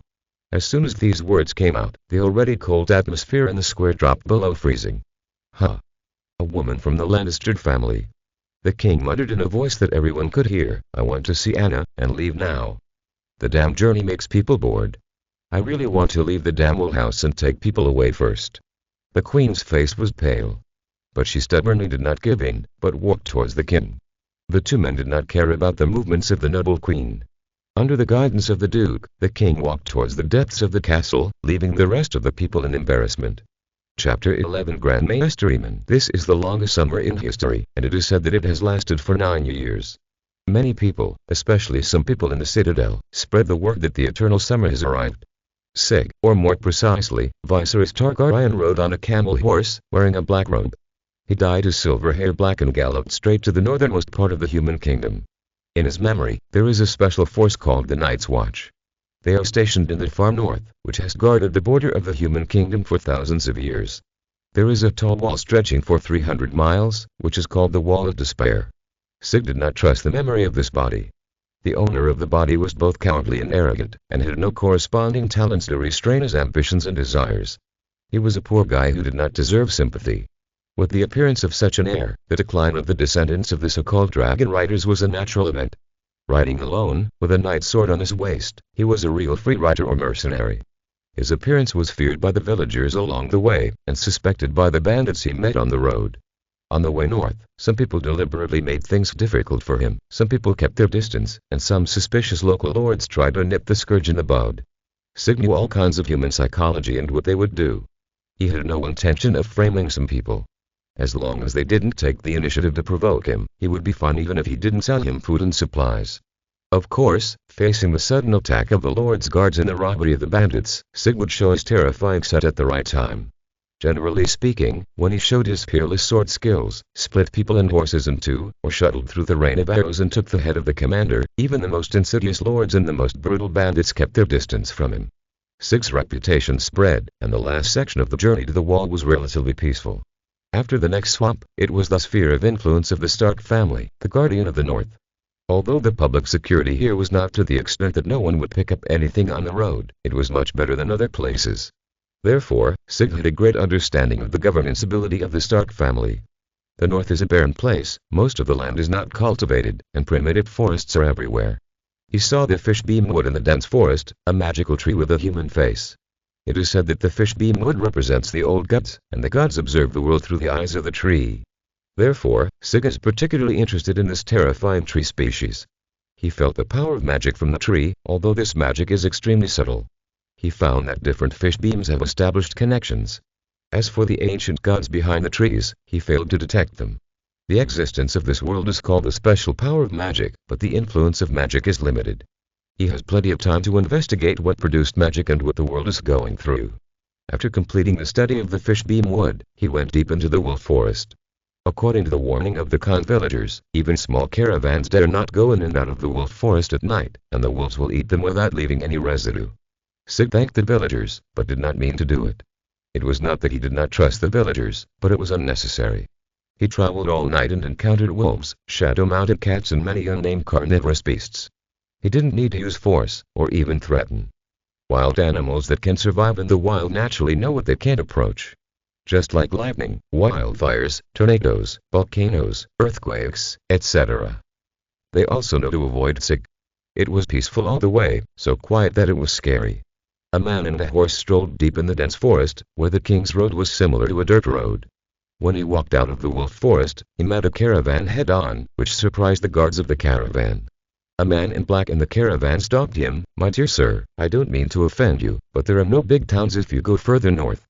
Except for Mole Village, there's the Night's Watch station." The man in black was hunched over, and he looked quite sinister. His black skin and beard like a bush were black and oily. Sig saw that he was covered with lice. With Viserys' memory and what he had heard along the way, he looked up and down the black-clad man in front of him uncertainly. "Are you a member of the Blackshires?" His question was quite abrupt, so that several black-clad men nearby and the caravan guards became nervous. He heard someone pull out a dagger under the cloak, and sensed the special adrenaline secreted by people, which was secreted before a battle. The black-clad man looked at him, then lowered his head. "Yoren, the Raven of the Night's Watch, mainly responsible for recruiting new people." Yoren seemed to lower his head to show weakness, but Sig discovered that he put his hand into his arms. Even without his special abilities, he could guess that there was a sinister short weapon there. "So it's Brother Yoren." Sig imitated the etiquette he remembered. "My destination is the fortress of the Night's Watch under the wall, Castle Black." He felt the tense atmosphere eased a little. "My great-grandfather is there. I'm going to visit him now." "Great-grandfather?" Yoren frowned in confusion. The man in black beside him looked surprised. "Life on the wall is hard. No one lives too long. People like me who have been here for 30 years are considered old.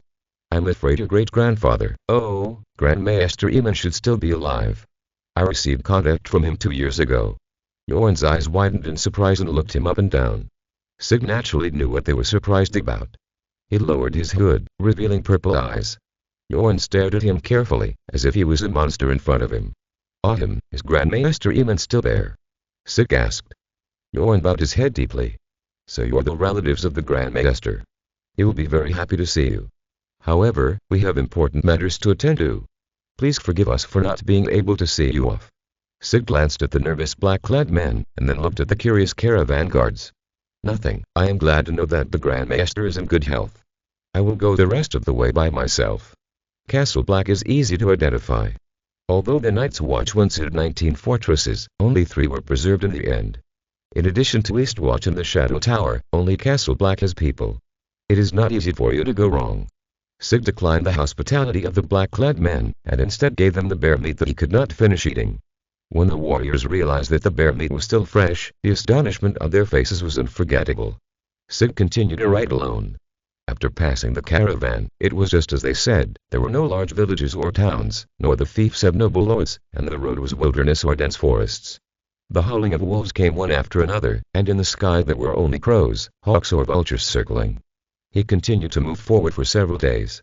During this time, except for letting the camels and horses rest, he was on the road all the time.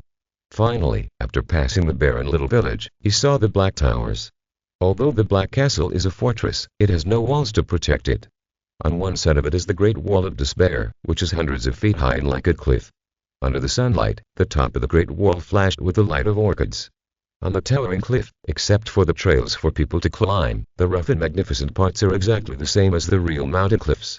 Sig narrowed his eyes and admired the magnificent Great Wall of Despair. The technical strength of the kingdom cannot build the Great Wall. In fact, to build such a defensive offensive, if it is a mechanical civilization, it will take at least nearly 1,000 years to develop. Apart from this, only magic can complete such an architectural miracle, but it is not something that can be achieved with a low magic level of this world today. It is estimated that the drastic changes in this world have not been too long. Perhaps in a few hundred years, this Great Wall will disappear.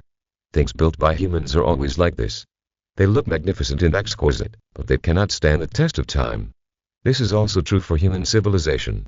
Sigurd thought with emotion. He was a little unsure whether he was human or non-human. There was the sound of horse hooves, and 2 black-clad men were approaching.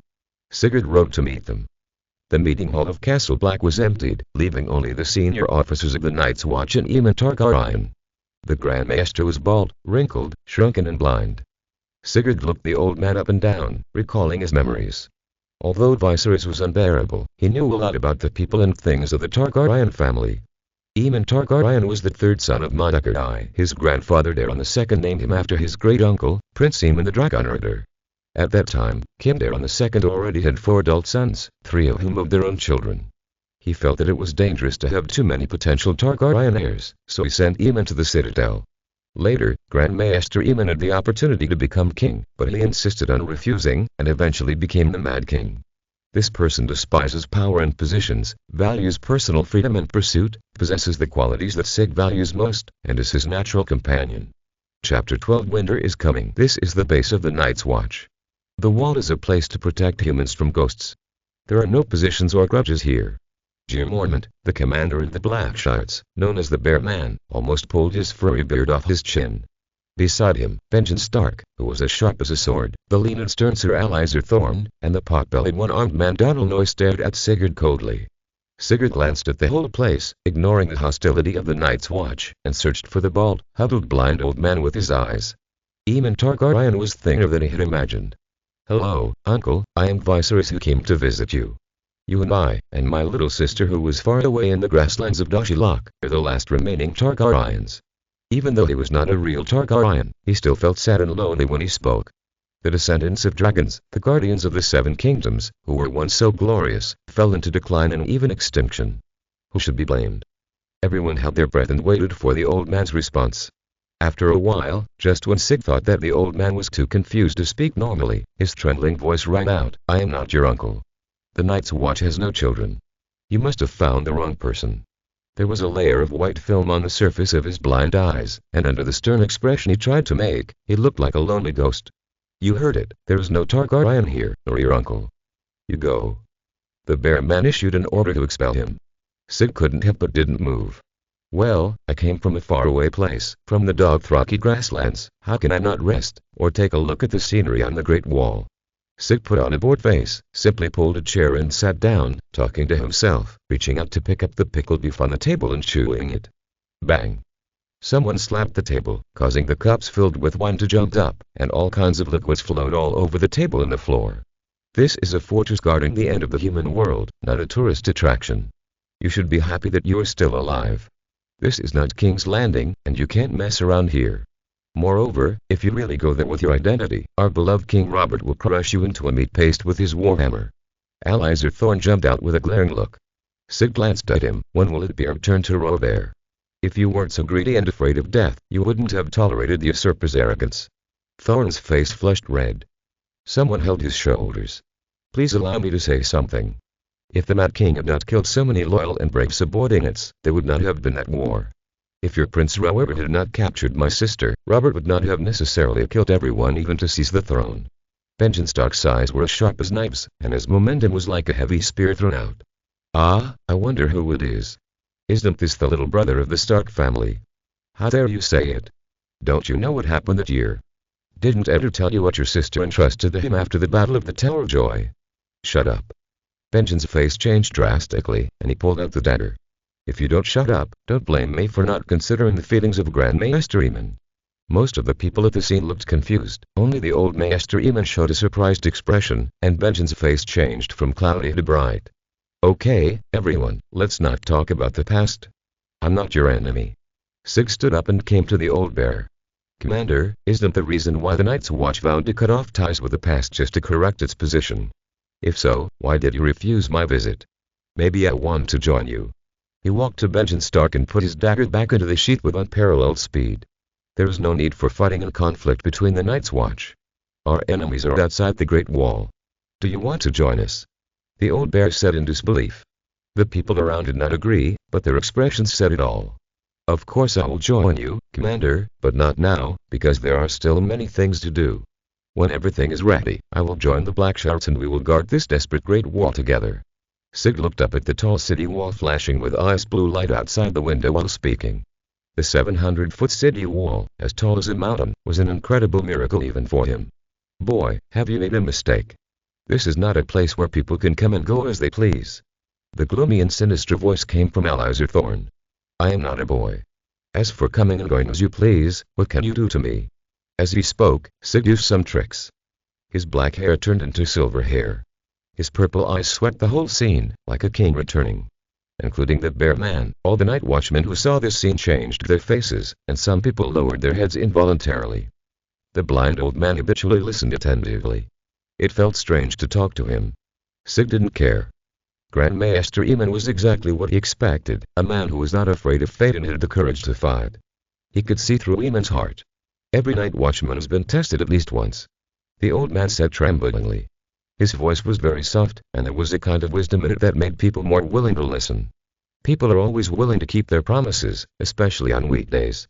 When the test comes, people always have reasons to break their promises. The old man looked sad, and his eyes covered with white film trembled slightly. Sig grabbed a big piece of chicken from the plate without hesitation and ate it. He didn't need to eat, but it was a habit. Every time he enjoyed food, he felt like he was back in the past.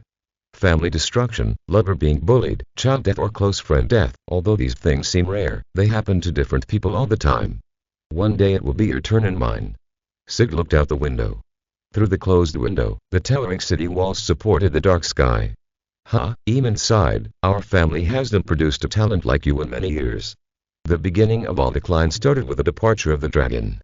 His white eyeballs were covered with mist, and the old man adjusted the heavy bachelor's silver chain around his neck, just like a knight maintaining a sword. I thought Rower could turn the tide, what a pity. Really? Is it really just because the dragon left? Even though Aemon couldn't see, Sigurd still stared at him. Wasn't there any signs before? For example, queens had a higher chance of dyspnosia, and there were more deformed children in stillborn Targaryen heirs than other nobles.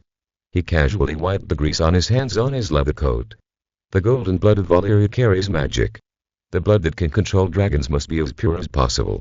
So the brother must marry the sister, and sometimes the younger brother marries the older sister, and there are even cases of mother and son getting married. The Grand Maester is knowledgeable. Does he think this approach is really okay? The air was so thick that it was suffocating. After a while, the old man sighed. The ancient traditions, the will of the previous dragon riders, and the pride of the family have blinded their eyes. Seed waved his arms, as if to clear away the haze. The blood of golden Valyria has long since withered, and so have the dragons. The Targaryens have no future. You were born here, you died here, and the world changes like this. Seed's voice was as warm as the morning sun, and it was like a god teaching. Old man, your greatest achievement in this life is that you did not take over the ugly throne, allowing the Mad King to end this corrupt dynasty early.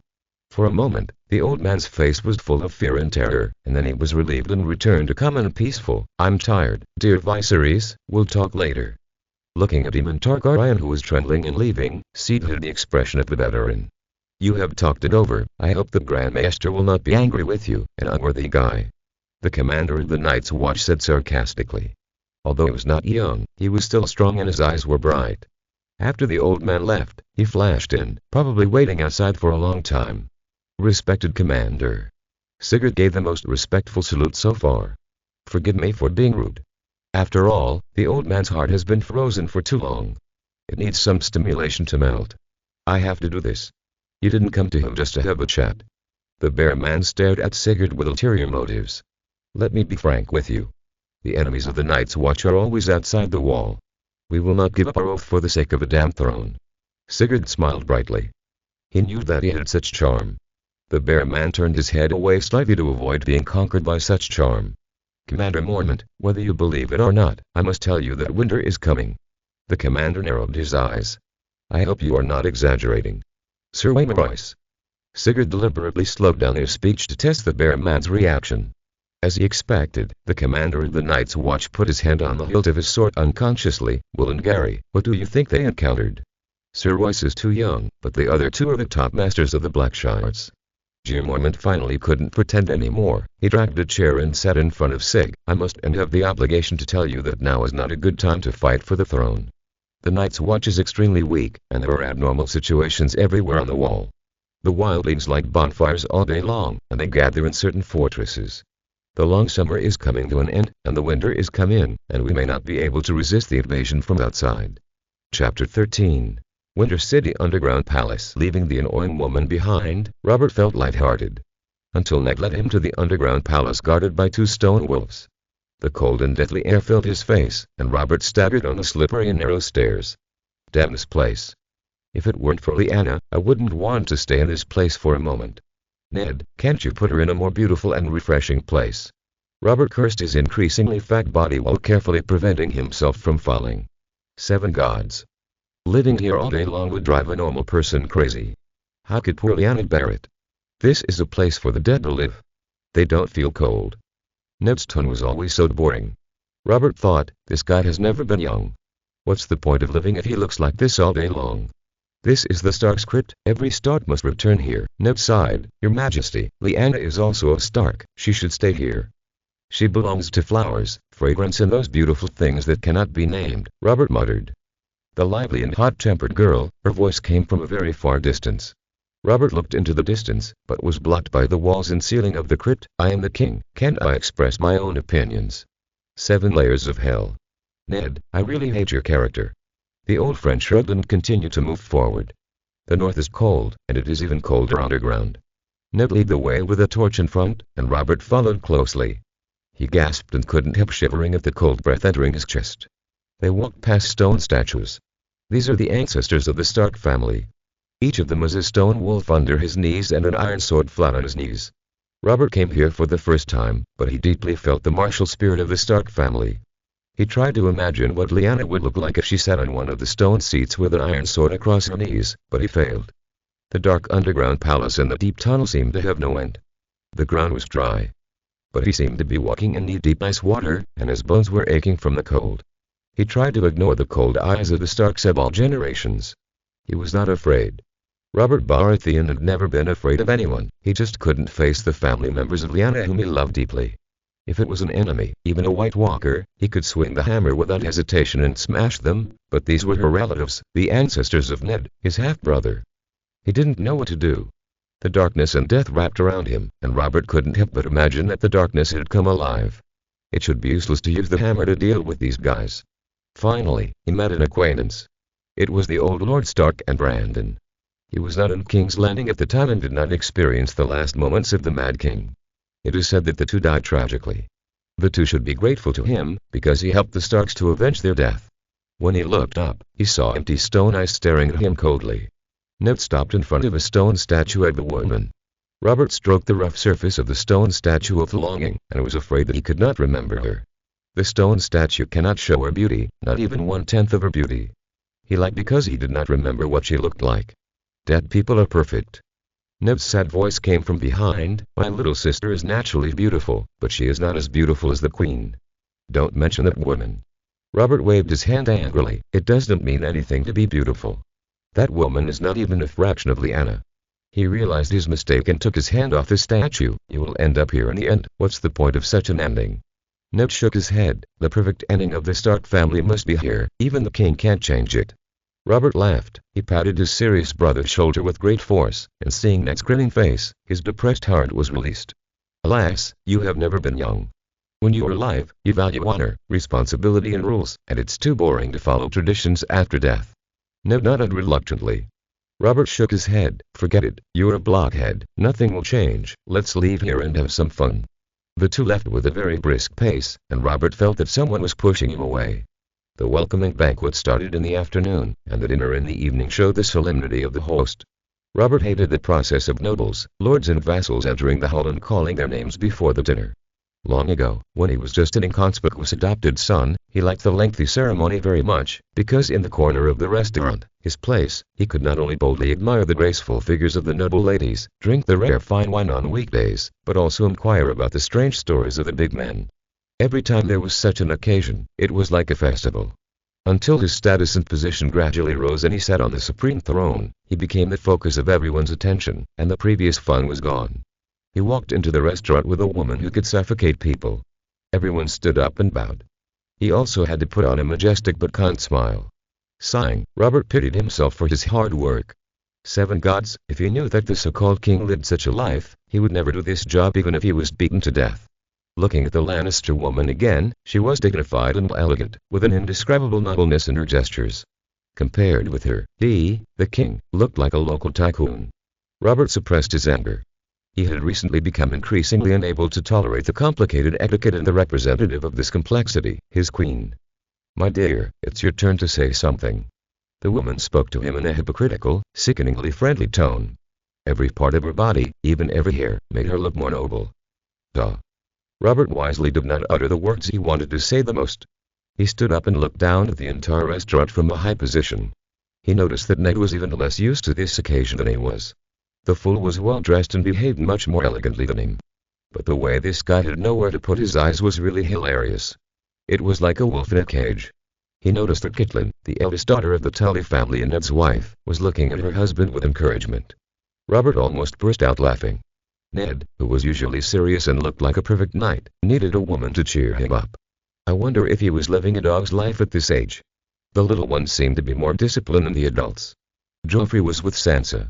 What a beautiful girl, she inherited the red hair of the Tully family, a slanted body, and beautiful cheekbones. She was a perfect match for this brat. Arya from the Stark family had a long face, a replica of Ned, and seemed to get along well with Tommen. He almost saw Tommen running around behind Arya.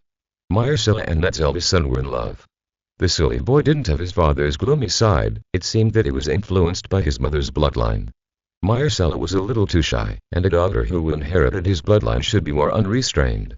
Robert searched among the crowd and saw the young man with the golden sea monster family emblem. He couldn't help but shake his head. Balon was a stubborn and tough old man, just like the overall style of the Ironborn. The son really didn't look like him. He continued to search, but didn't see Ned's bastard. He believed that if he saw it, he would not miss it. The little guy was almost carved out of the same mold as Ned. Without finding the bastard, Robert felt that the fun of the evening was much less. He sighed in frustration and found that everyone was looking at him. Okay, fine wine, who wants to listen to King Silvio's long speech? Eat and drink for me, where's the music? Where is the damn band? Play music for me while I don't whip your asses with a whip. He saw the Queen's face, which looked like she had been constipated for several months, and couldn't help but be overjoyed. Your Majesty, this is not in accordance with today's procedure. The Golden King's lair came up and was pushed by Robert and staggered. TSK. I am the king, and I set the rules. Whatever I do is in accordance with the procedure. He raised his head provocatively and stared at the king's lair. Jaime Lannister lowered his eyes reluctantly. Ah, good for nothing. He was even happier when he saw the king's lair's shoulders tremble slightly. Let's put down all the damn etiquette today and celebrate to our heart's content. Who wants to dance with me? Ned, call some women up. The Lannisters left one after another, and the atmosphere in the venue became increasingly heated. Robert could finally have a good time. Chapter 14 Misfortune Arrives. Violet left the welcoming procession and changed into the dress lent to her by Sister Moten before she was able to appear in public. As the Duchess's attendant, everyone was busy, but no one asked her to work. Violet was able to observe the dignitaries of the kingdom and the north up close. Compared with the nobles and vassals of the north, the bigwigs from King's Landing were generally more elegant and delicate. From her unbiased eyes, she could see that the nobles from King's Landing generally looked down on the northerners. The most conspicuous and noble one among them was the Queen. She was a standard beauty, and no matter how she was judged, she was much better than the Duchess. But from Violet's point of view, she liked the Duchess more. The Queen always looked displeased with people, making it difficult for people to get close to her. Among the bigwigs in King's Landing, she liked Princess Myrcella and the little Prince Tommen the most, two beautiful children with gentle personalities. Seeing them reminded people of spring. What people cared about most was the handsome knight who was called the King's Lair. She saw a lazy aura that was completely different from his nickname in this man who looked 70% like the Queen. To be honest, she felt that the King's Lair was somewhat similar to Sig, but she couldn't say in detail in what aspects. Prince Joffrey was the one in the royal family that Violet hated the most. He was blonde, tall and handsome. He was very consistent with the characters in ballads and fairy tales. Violet's intuition told her that the prince with the perfect appearance was not as beautiful as he seemed, and he was not even ordinary. The boys of the Stark family didn't get along with the prince. Robb always looked for opportunities to compete with the prince. She could see that the eldest son of the Duke's family wanted to find an excuse to beat the prince up. There was no seat for Violet at the banquet. Although her identity was special, she was a servant after all, and her actual status was not much different from that of ordinary servants. She was assigned to eat at the long table of ordinary maids. She quickly found an excuse to run to the door of the restaurant to wait and see. No one would pay attention to her at this time. The servants were busy with their own things. When they finally hit a break, they would try to find opportunities to share some of the food on the table. As for the big shots, it was even less likely that they would pay attention to her. Violet observed everything calmly. She tried to remember some people who were of high status or looked important. She hoped that if Sig needed information, she could use it. Although she spent all her energy on remembering important people, she still did not miss the bastard, Jon Snow's misbehavior. A man dressed in black with the genetic appearance of the Stark family came and talked to the bastard. Jon seemed to be hurt and ran away, but he fell because he was too anxious. She could feel the shock Jon suffered, which was a real sadness. The young man almost cried.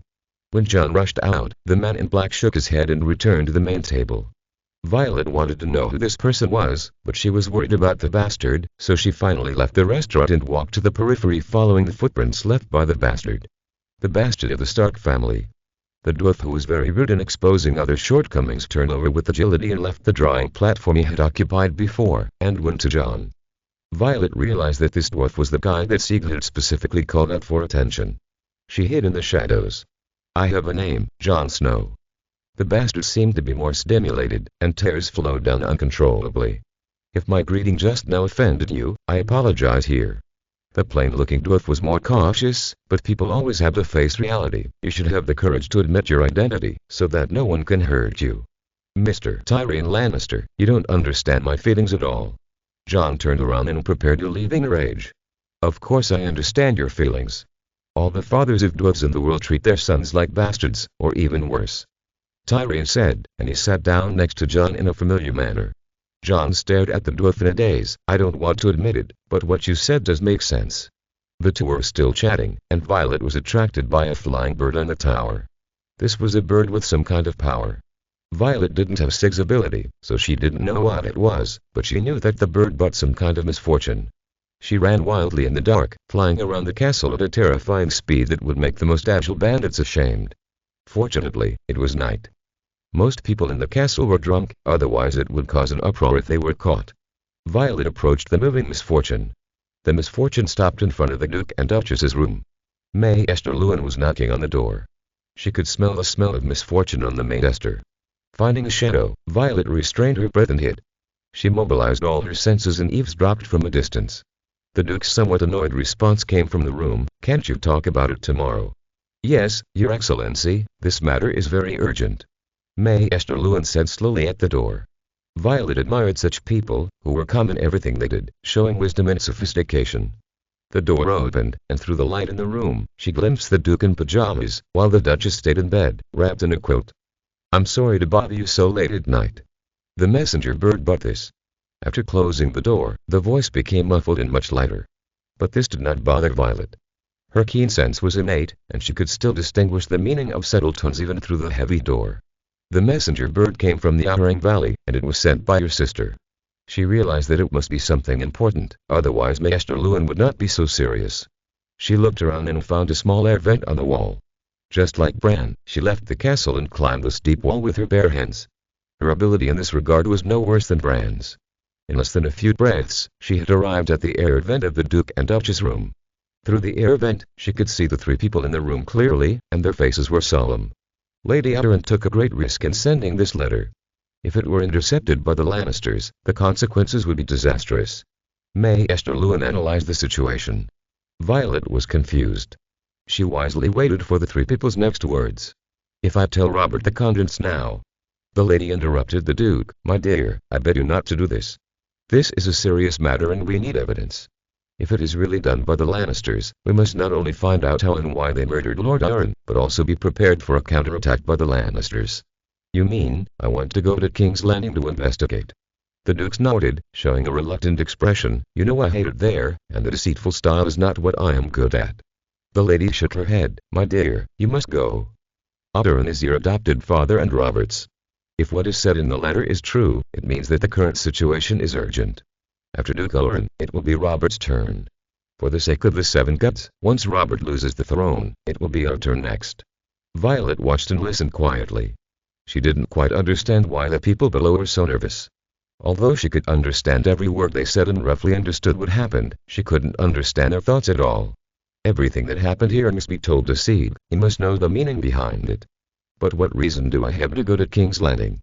Without a formal order, a Northern Guardian will be criticized for entering King's Landing without permission. Duke Stark was still looking for excuses. Obviously he didn't want to be involved. You can rest assured about this. Maester Luwin said slowly, His Majesty's Northern tour this time is not just to see you. If I guess correctly, after the sudden death of the Prime Minister, he must find a new Prime Minister. It is too dangerous to let all important positions fall into the Lannister family. He will definitely look for non-Lannisters. Looking for a new Prime Minister. The Duke seemed very dull. Oh. My dear Ned, sometimes I really think you are an idiot. Haven't you ever thought about why Robert came all the way to see you? The Duchess said unhappily with her hands on her hips. Ah. I am not the material to be the Prime Minister. Ned still insisted. It's not up to you. For the two of us, for the children, you must go. The lady's tone turned stern. It was hard to imagine that the tall and mighty Lord Stark, who was full of oppression, would be scolded by his wife. She suddenly felt stressed and tired, and Sig's voice came from deep in her mind, I will take over the control of the body. Then she lost control of her body. She was still hiding by the ventilation window to observe the situation in the room. She no longer had control of her body and felt like she was watching someone else's actions. Master Luwin retreated, and the Duke and Duchess hugged each other, as if saying some parting words. Violet, what happened here is very important. Sig said solemnly in her mind, just now, the trend of the world changed rapidly. You need to go to King's Landing. I am at the wall. I will meet you in the capital after I finish my business. Take care of yourself. The burden disappeared, and Sig left. Violet looked at the Duke and Duchess hugging each other, envious of them being able to talk to each other face to face. If you're listening to this novel on a channel other than Fanfic World, it means they downloaded and uploaded it without effort. We cordially invite you to visit our channel, Mundo Fanfic Novellas. There you'll find the original version of this story and you can explore many other novels of various genres. We're waiting for you to immerse yourself in a world of incredible novels. Chapter 15 Bloodthirsty Khals Drogo led the Blood Riders to gallop across the wilderness. He liked this feeling. The strong wind blew in his face, and the grass waves, known as the Dothraki Sea, were endless in his sight. Thinking back to the past, he could only move with the khalasar. At that time, he was too weak. When he encountered a powerful enemy, he was like an underdeveloped colt. Every time he crossed the grass waves, he saw only the mess and the debris left by the people and horses in front. It was not until he was able to gallop at the front that he saw for the first time that the grassland was so beautiful. They galloped as much as they wanted, not afraid of losing the team or getting lost.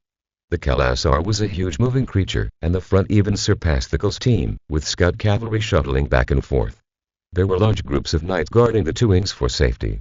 Behind the khalasar, the slave infantry was responsible for the rear. On the grassland, no person or animal could escape the surveillance of the khalasar. The shadow of the city appeared in front of him. It was another trading city on the coast. Although it was not as huge as Pendos, it was also a behemoth for the khalasar. A city is like a giant tree with deep roots, and its influence spreads to 100 miles around. Unlike a khalasar, a city is more inclined to defense and self-defense. For the Dothraki, what else can such a behemoth be but prey that can be taken at will? There are many ways to plunder. Generally speaking, when facing a free city with merchants as governors, as long as there's no famine or unexpected events, they are more willing to buy peace with money and goods. Drogo was not opposed to this kind of transaction. After all, war has the risk of reducing the number of howling warriors. Although his khalasar has as many as 100,000 troops, it cannot withstand too much consumption. Among the 40,000 howling warriors, as long as 1/10 of them are consumed, the khalasar will be unstable, and other ambitious lacosses on the grassland will set their sights on him. Since taking charge of the increasingly large khalasar and suffering in several head-on battles, Drogo no longer denies the merchant's suggestions for peaceful transactions. As the number of times increases, he finds that the benefits of trading are far more than that. Trading has many benefits, but it is not feasible in all situations. Long-term peace will also bring harm to khalasar. Warriors who have not exercised for a long time will become corrupt, degenerate, and even bloated. Every once in a while, Drogo will carefully select his opponents, at least let the roaring warriors exercise, and let the newcomers and rookies see blood. He looked at the newly discovered city from a distance, and asked his men to return to khalasar to ask the wizard how to deal with it. Only with complete intelligence can we decide the future direction of khalasar. The sound of the horn sounded melodiously, and the blood-red sunset fell to the horizon in the distance. The stars and the moon are rising impatiently. It's time to go back. Drogo let out a long roar, and the blood guards echoed and roared. A large group of people rushed into the sea of grass, swift and fierce. The night in khalasar is not affected by the region. Even if you stay next to a strange city where you don't know who was your enemy or friend, the tribesmen are singing and dancing.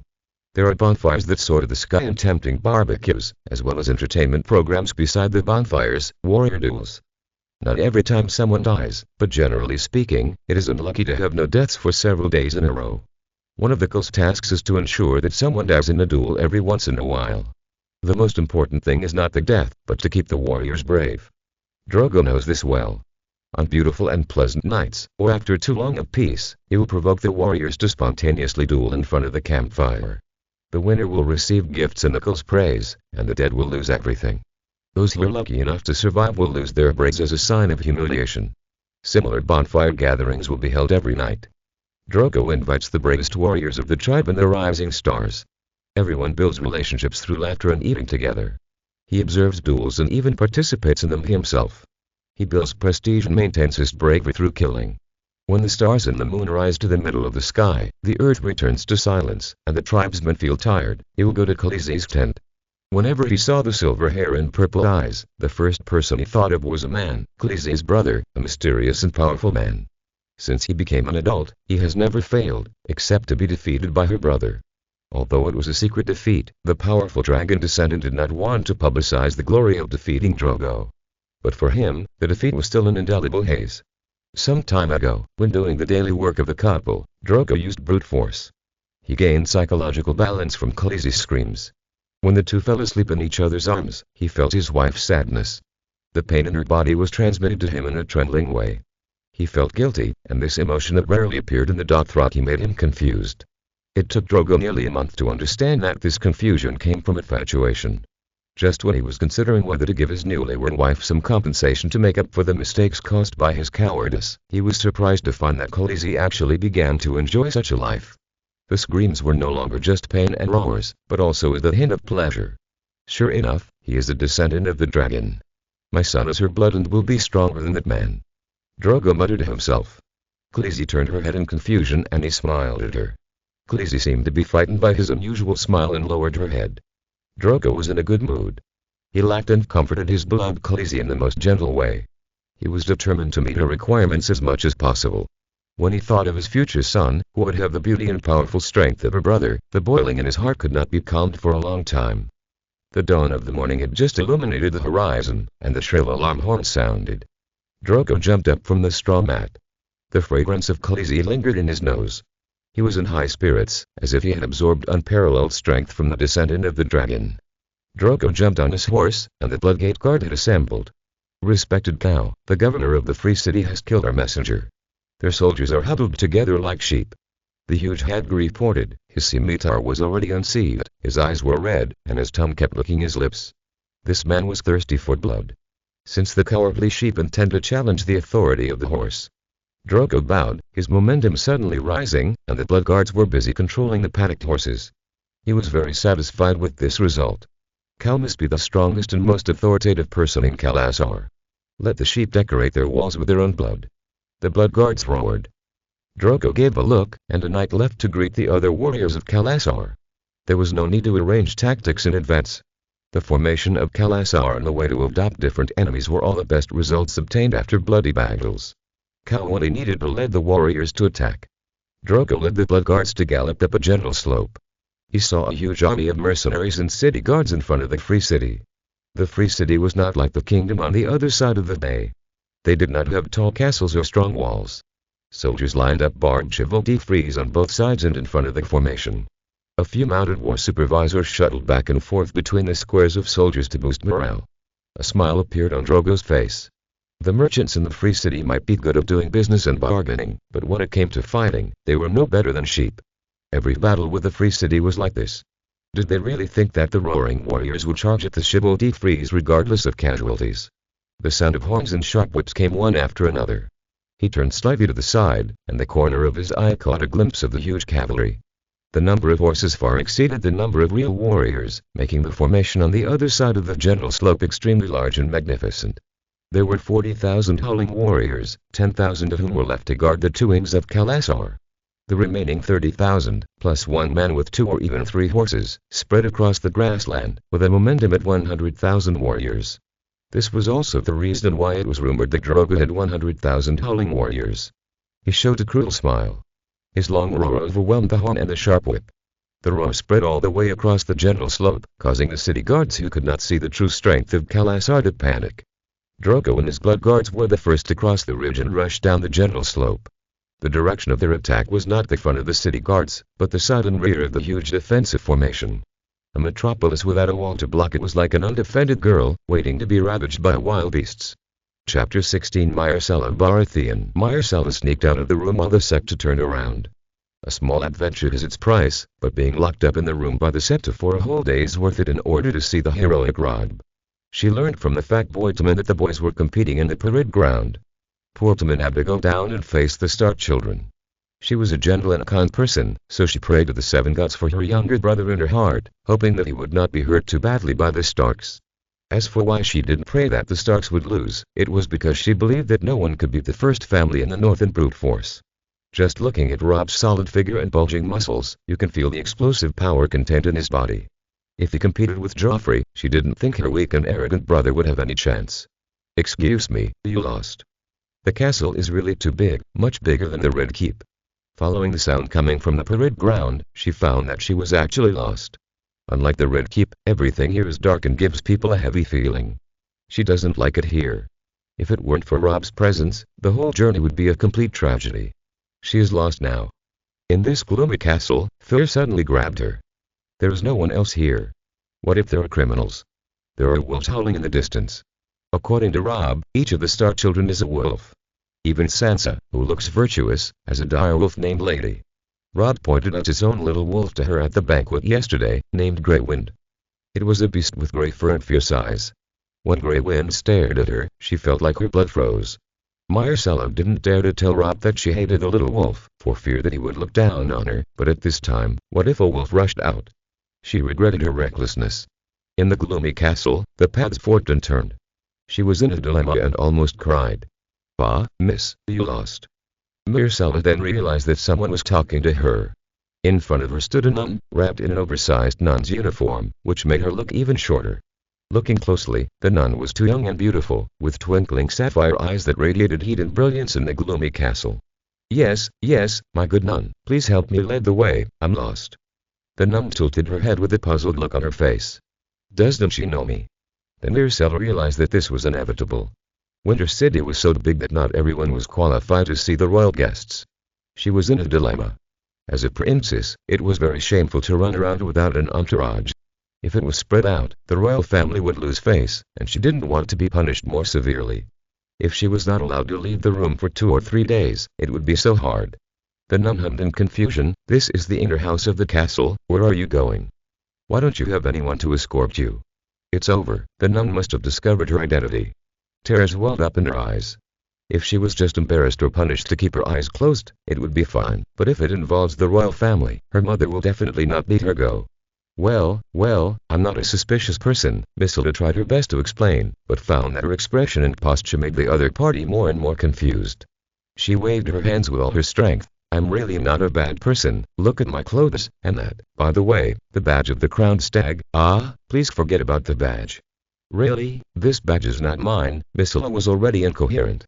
The nun sighed. "My dear lady, I know who you are, but I don't know where you are going. It would be my honor to lead the way for you." The nun stretched out her hand with leather cuffs. Myrcella's tears burst out. There were constant shots on the parade ground. Bob with a circle of white hair and a beautiful beard, Sir Roderick kept shouting to correct the posture of the 2 people in the middle of the parade ground. Bran of the Stark family faced the little Prince Tommen. Bran's movements were agile and gentle, but his strength was slightly insufficient. Tommen's body, wearing protective gear, looked like a rum jar. Bran easily resolved the little prince's several attempts to attack. Bran's attacks came from all directions, making the little fat man run around. Around the parade ground, the boys and guards were divided into 2 groups, among which the Lannisters and Baratheons surrounded Joffrey like stars surrounding the moon. On the other side were the strong and majestic Bran, the illegitimate son who looked very similar to Duke Stark, and the Duke's adopted son with a frivolous smile. Myrcella stared at Rob in a trance. What a strong and powerful man. He will definitely be a good lord in the future. Aren't you cheering for your brother? Myrcella blushed at the nun's voice. No, she tried to organize her words. What's so predictable about the fight between children? The nun stared at her thoughtfully, and Myrcella felt the heat from her face to her ears. With a muffled groan, Bran took the opportunity to dodge and made Tommen fall, and then quickly hit him again. The competition ended here. Tommen's frustrated look made Myrcella sad. but everything is still uncertain. When the boy grows up, the result will be very different. While she was making excuses for Timon, she shouted in her heart, "I'm not here to see a handsome guy." The parade ground became noisy, and the camps on both sides shouted and provoked each other. The guards encouraged Robb to compete with Joffrey. It's the turn of the older children. "What do you think, Your Highness? Are you willing to go down?" Sir Roderick, the coach of Winterfell, asked loudly. "Joffrey will definitely not go down, her brother only looks strong on the surface." "Humph. I'm not a child, and I don't need to fight with a wooden sword." Joffrey raised the beautifully decorated longsword in his hand, which was customized for him. "Wait until your young master can use a real sword before coming to me." Some of Joffrey's men made a noise, and some left. Myrcella looked at Robb anxiously. She knew that her brother was wrong.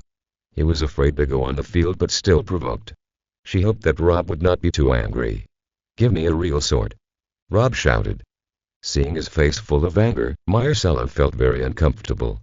"No, you can't even use a wooden sword well. Using a real sword now will affect your development." Sir Roderick finished speaking, and Robb blushed and lowered his head. But it attracted more unbridled laughter from Joffrey. "Is this the etiquette of the royal family?" Sir Roderick said angrily. His white beard stood up because of anger, looking very powerful. "Watch your words, old man. This is the Prince's Highness. It's not for a country noble like you to comment on it." Sandor Clegane, whose half-face was burned, stood up. He was Joffrey's guard, nicknamed the Hound. Myrcella privately thought that the Hound was not afraid of trouble. "Oh, it seems that this Lannister knight is interested in competing with the old man." Sir Roderick put his hand on the hilt of his sword. "I'm not a knight. If you want to fight, just come at me. I can spare one of your hens." The Hound continued to provoke. The people around Joffrey, including himself, laughed unscrupulously. The Stark sighed, everyone glared at him. Myrcella couldn't imagine what would happen next. She didn't understand, why are men so aggressive? Can't everyone just drink tea and chat calmly? One of the duties of men is to fight and compete for women. Now that the two ladies are here, they won't admit defeat. The nun spoke to Myrcella, who was shocked to realize that she had spoken her thoughts. But the boys' quarrels have come to an end. Myrcella followed the direction of the scepter and saw that the king's guard were gathering, with the crowned stag and ice wolf flags raised high. The hunting activity led by the king was about to begin. Although the two groups were still swearing and glaring at each other, there was no tendency to continue to escalate the quarrel. People left one after another and went to their mounts. It was a great honor to accompany the king on a hunt. The boys soon stopped paying attention to each other and put all their energy into preparing for the hunt. Myrcella breathed a sigh of relief, but found that Sansa was standing beside her without knowing when. The beautiful eldest daughter of the Stark family bowed to her. "My dear princess, I hope that the rudeness of my brother and the servants did not leave a bad impression on you. They are not usually so aggressive." Sansa wore a green dress, which set off her red hair. Myrcella did not agree with her, but did not expose her. She pursed her lips and smiled. "Miss Stark, you're joking. My Joffrey is too arrogant. I will talk to my mother when I go back and ask her to teach this blonde boy a lesson." "No. I think the prince's performance is just right." Sansa leaned towards Joffrey. The two smiled at each other. Myrcella felt that the atmosphere was a bit strange. She didn't expect to have an argument with Sansa. "Ladies, the boys are gone. Please stop making trouble." Sansa blushed when the nun said this. Myrcella lowered her head in shame. "Violet. Why are you here, and you are dressed like a nun?" Sansa seemed to have just seen the nun and was surprised. "I can't help it. I don't have a dress." The nun didn't seem to be afraid of Sansa, and even a little unscrupulous. At least Myrcella didn't see any awe in her. "So your name is Violet. Thank you for leading the way earlier." Myrcella hurriedly thanked her and felt guilty for not asking our name. "It's just a piece of cake, but isn't the princess going to attend the king's hunting?" Violet asked curiously. "I won't go hunting. Father hates rough sports for men and won't let us go," Myrcella said regretfully. Violet stared thoughtfully at the team lining up to leave the castle. "Violet, don't you have to help your mother?" Sansa's face was filled with anger. Sansa must be angry because she was looked down upon. She hoped that the Duchess would not blame Violet. Violet did not respond to Sansa, but turned to Myrcella. "Dear princess, do you need a secretary?" Chapter 17. Misfortune. "Violet, you're really leaving? They all say you're a snob. The Duchess treated you so well, but you're going to betray her?" Arya asked her with a frown. The two walked side by side on the stone steps leading to the tower, where they agreed to practice martial arts. Violet was helpless. She wanted to explain to Arya, but she didn't know where to start. The boyish Arya stared at her. "You're not a snob, are you? You must have your own difficulties, right? Can you say yes?" "Yes." Violet lowered her head and said in the most solemn tone, "I can't tell you the reason, but I have to go to King's Landing, and we will meet again in the future, because you will also leave soon." Violet wished she could tell the truth. She knew she would be misunderstood. It didn't matter what others thought. She didn't want Arya to look down on her. Blinking, Arya opened her mouth in astonishment. "Am I going to King's Landing too? Why don't you follow us? Mom will definitely take you with her." Violet shook her head. "I must go to King's Landing, but the Duchess won't. Lord Stark is leaving, and more than half of the people in Winterfell will leave. Someone must stay. If I don't leave, I must be one of the people left behind." Arya wanted to say something, but she didn't say it. The two walked in silence. The distance between them was getting bigger and bigger. "Stop, no outsiders are allowed to enter." Two Lannister guards stopped them. "Why? This is the Stark castle. Can't I walk around in the castle as I please?" Arya protested with her little fist raised. Violet's heart moved, and she hurriedly pulled Arya away. "Let me go, am I wrong?" Arya even pulled out a wooden dagger and waved it viciously. "Dear Arya, you are right, but listen to me now, don't make a big deal out of it." Violet nervously pulled the Duke's little daughter to a dark place. She looked up at the tower and the surrounding buildings. "Something bad will happen here, I must stop it." When she lowered her head again, Violet's eyes were sharp. Arya took 2 steps back. "Violet. What's wrong with you? Your eyes are so scary." She apologized to the girl in her heart. "Arya, go find Master Luwin and tell him to come as soon as possible." As she spoke, she pulled out the dagger hidden in her skirt. This was not a wooden stick but a real murder weapon. "Is something going to happen?" "I don't understand, you scared me." Arya asked tremblingly. "Go find Master Luwin." Violet had no time to explain, and she couldn't explain. Sig ordered her through her consciousness to prevent misfortune from happening at all costs. She rushed out of the corridor and turned around the small square of the castle. The tall walls and towering towers surrounded the square. A bad premonition pointed to the air. In this world, what else can stay in the air except birds? The crows cackled. Violet looked in the direction of the sound and saw a small figure moving in the castle. Could it be him? She saw Brandon Stark. The little guy was very good at climbing walls and shuttled between the roofs every few days. The tower where she and Arya practiced was also found by Bran. She thought hard that except for birds, nothing could go up to the air, which would cause bad things. What can a mere bird do? Unless someone appears at a high place. She didn't care about attracting attention and jumped onto the roof in the latest dress given by Myrcella.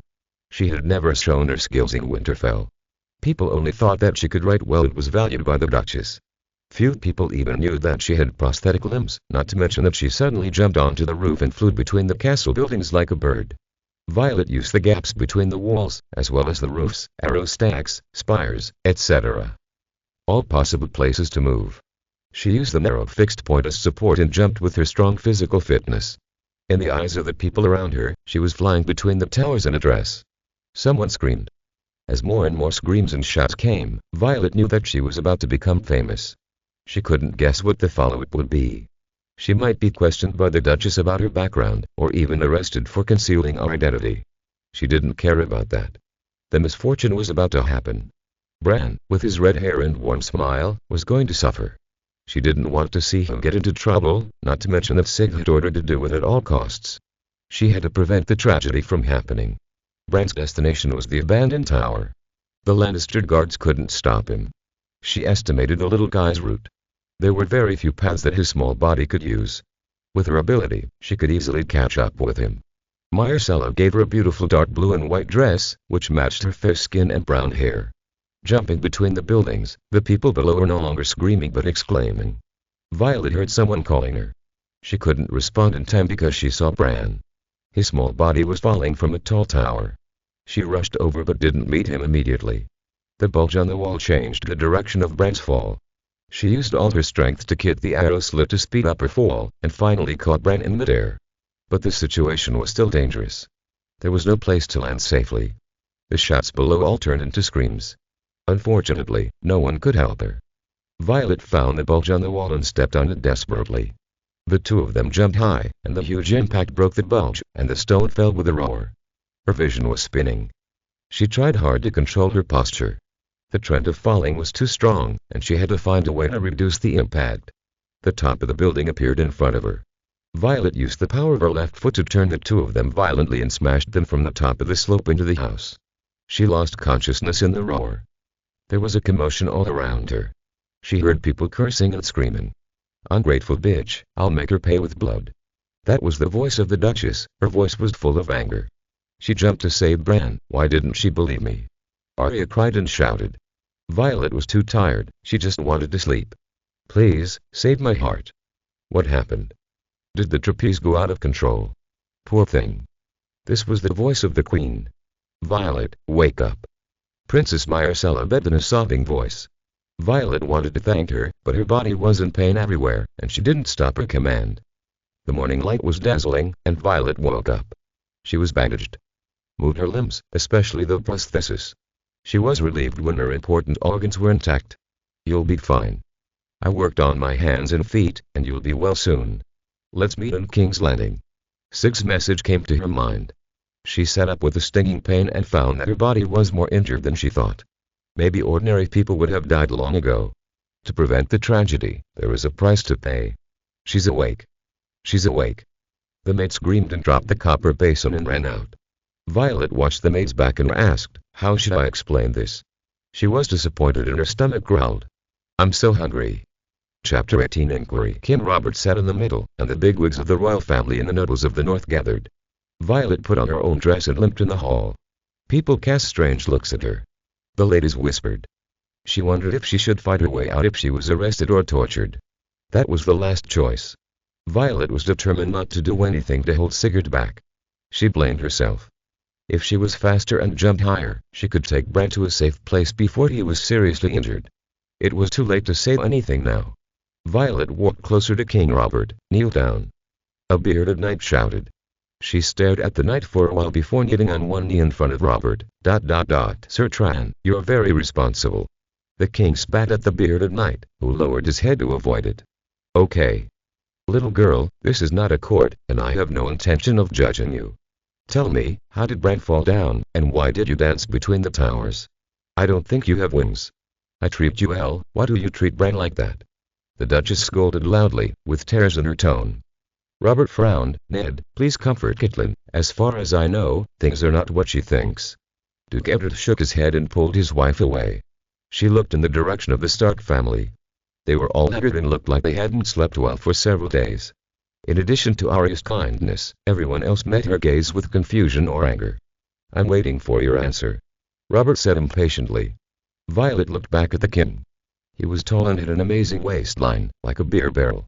She was well aware that Sigurd had a high opinion of this man. "Your Majesty, am I considered the murderer who hurt Brandon Stark?" "Humph." Robert shook his huge head. "Women like this. When they go mad, even 100 people can't stop them." The king seemed to remember that she was also a woman, and his expression was a little embarrassed. "But I still hope to hear you tell me the whole story in person." "My dear girl, don't listen to his arguments about women." The queen smiled at her. "You did a good job. I will explain to Lady Stark, but we all want to know the whole story. What happened?" Violet did not feel the queen's kindness. She narrowed her eyes, because the queen's gaze towards her was definitely not that innocent. "My dear queen, thank you for your understanding. I really didn't mean to hurt little Bran." She looked at the Stark children, who still refused to look at her. "While little Bran climbed up there, I don't know, but I foresaw the danger he would face, and I happened to be good at climbing walls, so I jumped onto the wall without thinking too much and wanted to bring him back safely." At this point, she looked at Master Luwin anxiously. "Don't worry, little Bran is no longer in danger." Maester Luwin smiled at her, and Violet felt much better. "Since you didn't push Bran down, why were you able to find out that he would fall first, while others didn't?" Robb asked. He spoke in a strange tone, as if he was repeating someone else's words. "Well, I have to ask you, we all want to know." She was prepared for such questions on the way here. "I can only say that my senses are more acute than ordinary people. People don't like to look up and don't see the dangers of heights, but I'm different. I can prove that before Bran fell, Violet was with me, and she reminded me to call Master Luwin."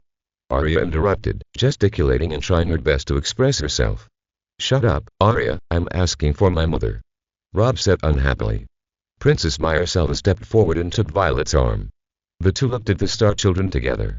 "I beg you, 2. Violet is not a bad person. I saw her rushing towards the direction where Bran fell. If she had pushed him, it would never have happened. Myrcella, step back. You have no right to speak here. The queen's voice was cold, and Myrcella retreated with her neck shrunk. Violet glanced at the princess unexpectedly. She was touched by Myrcella's trust. The two were not true friends. In this world and era, it was rare for a princess to do this for her. Miss Violet, this is your name. Do you have a surname? Can you explain why you have the ability of a bird? King Robert asked with interest, and there was something else in his eyes. As a woman, Violet instinctively resisted such a look. She turned her head to avoid the king's gaze. Your Majesty, I don't remember anything before. I only know that I went to the battlefield, fought with the enemy, lost both arms, and then drifted to Winterfell. Is that so? But fighting should be done by men. Are you a witch? The queen's tone was cold and her eyes were sharp. Violet felt her scrutiny and was as cautious as a leopard. I can see the movements of the soldiers on the parade ground and judge their strength. I must be a warrior. Violet threw out all the arguments she had thought of, blaming everything on amnesia and explaining our inhuman jumping ability with her high martial arts. This response could not convince everyone, but there was really no better way. You are a warrior, and your martial arts are not weak. You must not be afraid to show your skills on the parade ground. There are many knights and warriors here. You can choose a worthy opponent. The handsome and majestic Jaime Lannister, dressed in gold, said gently. Unlike his twin sister, the Kingslayer looked indifferent. Curiously looking at Jaime Lannister, Violet knew from the Duchess that he was the Queen's brother and one of the King's Guard. She stood up straight and touched her chest as a greeting. Respected Mr. Lannister, I agree with your point of view and accept your kindness. There are people with equal strength to me here. She swept her eyes over the crowd, causing a burst of snickers. Or the respected Robb Stark can be your opponent, young lady. Prince Joffrey's words caused the Baratheons and the Lannisters to laugh. No one in the north could laugh. I can't fight with women, but I really want to fight with you. Robb shouted loudly. The nobles in the north agreed one after another. Everyone be quiet, we are not competing in the parade ground now. King Robert shouted, and everyone fell silent. Girl, I know you have many secrets, but it is not easy to disguise yourself as a warrior. Perhaps because she loved Sig, Violet had a good impression of this unruly king. My good king, please do not doubt what I say. The warrior blood in my body will not deceive. Only on the battlefield can I show my brilliance.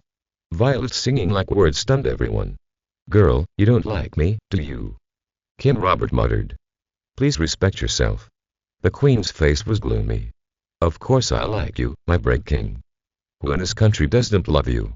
Violet was sincere about the part about liking him. I have found an opponent of equal strength. She stretched out her leather-covered arm and pointed at the man with burns standing behind the prince. Sir Sandor Clegane, you can fight me.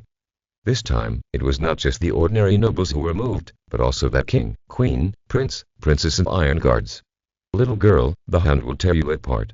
Child, don't be stupid, admit your mistake, the adults won't make it difficult for you. Violet, don't give up on yourself, I believe in you. Arya shouted in the crowd. Wearing grey mail armor with a blue cloak. Although the Hound's clothes are simple, his tall figure and fierce eyes match, and no one will look down on him. My dear lady, I hope you are not joking. I am not a knight or a lord, so I will tear a provocative woman to pieces without mercy. Violet walked up to him. In front of him, she looked even smaller and even pitiful. Please, Violet, don't give up on yourself. Be my maid. I will ask my mother for mercy. Myrcella almost cried. Mr. Sandor Clegane, who was neither a knight nor a lord, as long as you are a warrior, you should accept my challenge. I think you are still a little behind me in martial arts. Everyone left. The Hound also knew how to blush. Girl, if you really want this, let's have a fight. Chapter 19 Sword Dancer. Violet chose a long sword. Although it was not a sword forged from Valyrian steel, it was also made of high-quality steel. Under the sunlight, it shone with a cold blue light. The sword was taller than her when erected, and it didn't fit her well. There were constant sneering voices. She looked indifferent, not thinking that this was a contest that depended on her fate. If you feel it's dangerous, just give up. Myrcella's words must have come from the heart. She effortlessly drew a few sword flowers in the air, and in the flash of cold light, she gave the kind-hearted princess a confident smile. TSK. Tricks don't work on the Hound, a self-righteous woman. Joffrey's harsh voice sounded. Brother, you should at least applaud her courage. Myrcella said angrily. Courage? How can a woman who doesn't know what courage is? the prince said sarcastically. The knights and men were silent in an unusual way. The Hound was very serious. He not only oiled the heavy sword, but also asked the squire to help him tidy up the armor. My dog, such a stupid woman can be dealt with in a few strokes, but you are still serious. The prince said indifferently. You little brat, open your useless eyes and see that the little girl is not simple. You can't even do the gesture of her swinging a long sword. Robert scolded the prince, looking disappointed. Why are you taking your anger out on the child? The queen was furious. Did it bitch seduce your soul? The king did not fire back. The two stood on the training ground, and Sir Rodriguez of Winter City was the referee. This is a competition for the king to observe, and it ends when the opponent falls to the ground or admits defeat. You may not attack again. The old knight was majestic. Violet and the Hound had no objection. The old knight finally confirmed with Violet. After she said it was okay, he waved his hand to signal the start of the game.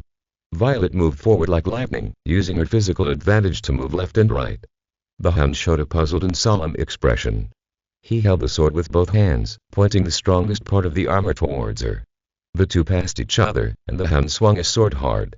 With his hide, the sword was as powerful as thunder. The crowd exclaimed. The girl screamed. Violet turned around, like a flower floating in the wind, and narrowly avoided the fatal blow. The long sword stabbed horizontally, and the sword came out as fast as lightning. With a sharp slashing sound, a white mark was cut on the shoulder of the Hound's armor. She suddenly raised her left hand, and a dagger appeared in her hand. The sharp blade flashed with cold light and pierced the Hound's throat. A look of horror appeared on the ugly face. The Hound rolled to the side in embarrassment, neutralizing her killing move. The two passed each other and distanced themselves. Not bad. Violet looked at the dagger that had been swung in the air in surprise, and put it back into the leather sheath at her waist with the blade facing outward. I take back what I said before, you are not an opponent who can show mercy.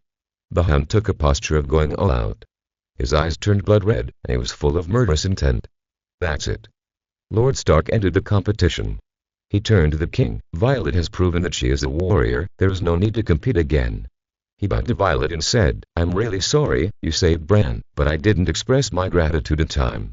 Bran woke up just now, and he proved that the fall had nothing to do with you.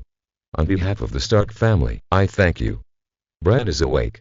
The Stark children shouted and rushed out of the training ground. Violet and the Hound put away their swords respectively. The two walked towards the king. Bran is awake, and your suspicion has been lifted.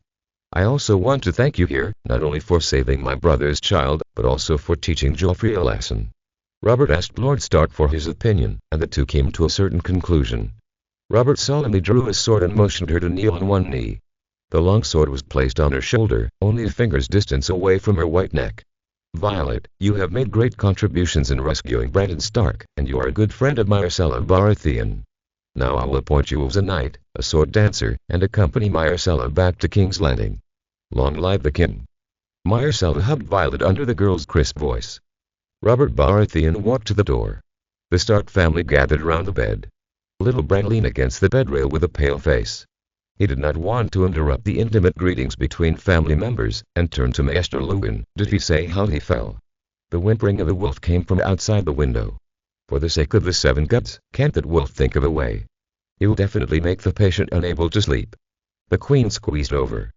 Robert turned away with disgust. The child is not in danger of life. But he broke his leg and injured his back. It is not certain whether he can walk in the future. Luwin replied while stroking his maester's necklace. Women of the Lannister family, didn't you see they were at a family gathering? What's the point of you going over there? Robert said to the queen in a bad mood, nodding to Luwin. That's good. Did he say why he fell? Luwin shook his head. He doesn't remember anything. This is in line with common sense. Generally, when something important happens, okay. He doesn't remember. Robert hurriedly interrupted Luwin, who was about to talk a lot. In King's Landing, he learned to stop the maesters from wasting everyone's time before Grand Maester Pycelle made his speech. Maesters are all the same. Robert was very polite and didn't say what he really thought. He walked outside and waited for Eddard Stark. The two strolled in the Godswood, just like when they were young in the Vale of Orrond. Time flies, we were all young boys back then, looking forward to the life of a free knight. Now look, there are so many children behind us, and there are more burdens. Robert was moved inside repeatedly. He patted his belly, frowning hard as if he had just discovered something. Nothing has changed, Your Majesty. We never had the chance to become free knights. family and responsibility have always weighed on us, and now we just have a few more children." Eddard Stark said heavily. You have never been young." Robert smiled bitterly and shook his head. He patted Ned's shoulder vigorously. "You know I need you. Especially after Adoran's death, the court is full of flatterers and conspirators. I can't stand it anymore." Ned looked at him in surprise. "Are you kidding me? I would never believe the word 'can't stand' from your mouth before." "That's because you haven't seen the world," Robert said unhappily. He took the lead and walked away. The godswood in Winterfell is completely different from the one in the Red Keep. The wood stared at him with bloodshot eyes. "You know what? You and Adoran sent me to the throne, and then you just walked away. I became the damn king and realized that it is much harder to sit on the throne than to conquer the world." He raised his fist and emphasized his meaning. "If I had known this would happen, I would never be the king. Whoever you want can be the king." Ned frowned and pondered for a long time. "You're the popular choice. Adoran and I don't have the popularity. Get lost." Robert sneered at Ned's words. "Now that Adoran is dead, you're here to talk to me about popularity. You know me. What I expect is blood, women, and a free and unrestrained life of adventure."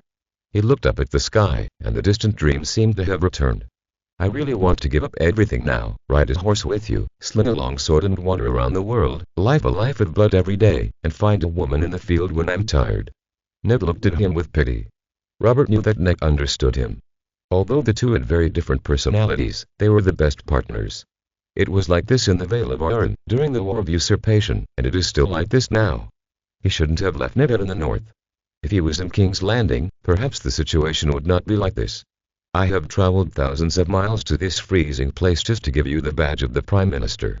Robert stared at Ned eagerly. Although Ned avoided him, he still hoped that his enthusiasm could convince him. "You must help me. Compared to the useless people in the court, I only trust you. For the sake of the Seven Gods, I hope you can take this job." Chapter 20. Dragonstone. Dragonstone was the springboard for the Dragon Rider King to conquer the Seven Kingdoms, and the starting point for the Targaryen family to rise. It occupies an important position in Viserys' mind. Viserys even regards Dragonstone as the capital of the kingdom in his mind. After the small speedboat hired by Sea docked, it was desolate and lonely. The so-called dock had only a few merchant ships except for the kingdom's fleet. His evaluation of Viserys dropped a few points. A man who only lives in the past is the protagonist of a tragedy that no one cares about. Even the past that this guy relies on is fabricated by others. Such a person can't even get to the top because of the root of the disaster. Sea doesn't dislike these descriptive words, such as historical trends, racial trends, and even national destiny. Every world has its own laws, and under the laws, there must be a certain form that has the upper hand. Over time, the party that best conforms to the trend will prosper, and there is nothing more pleasing to the eye than this. But the real world, the world that Sieg has experienced, is not as simple and clear as it sounds.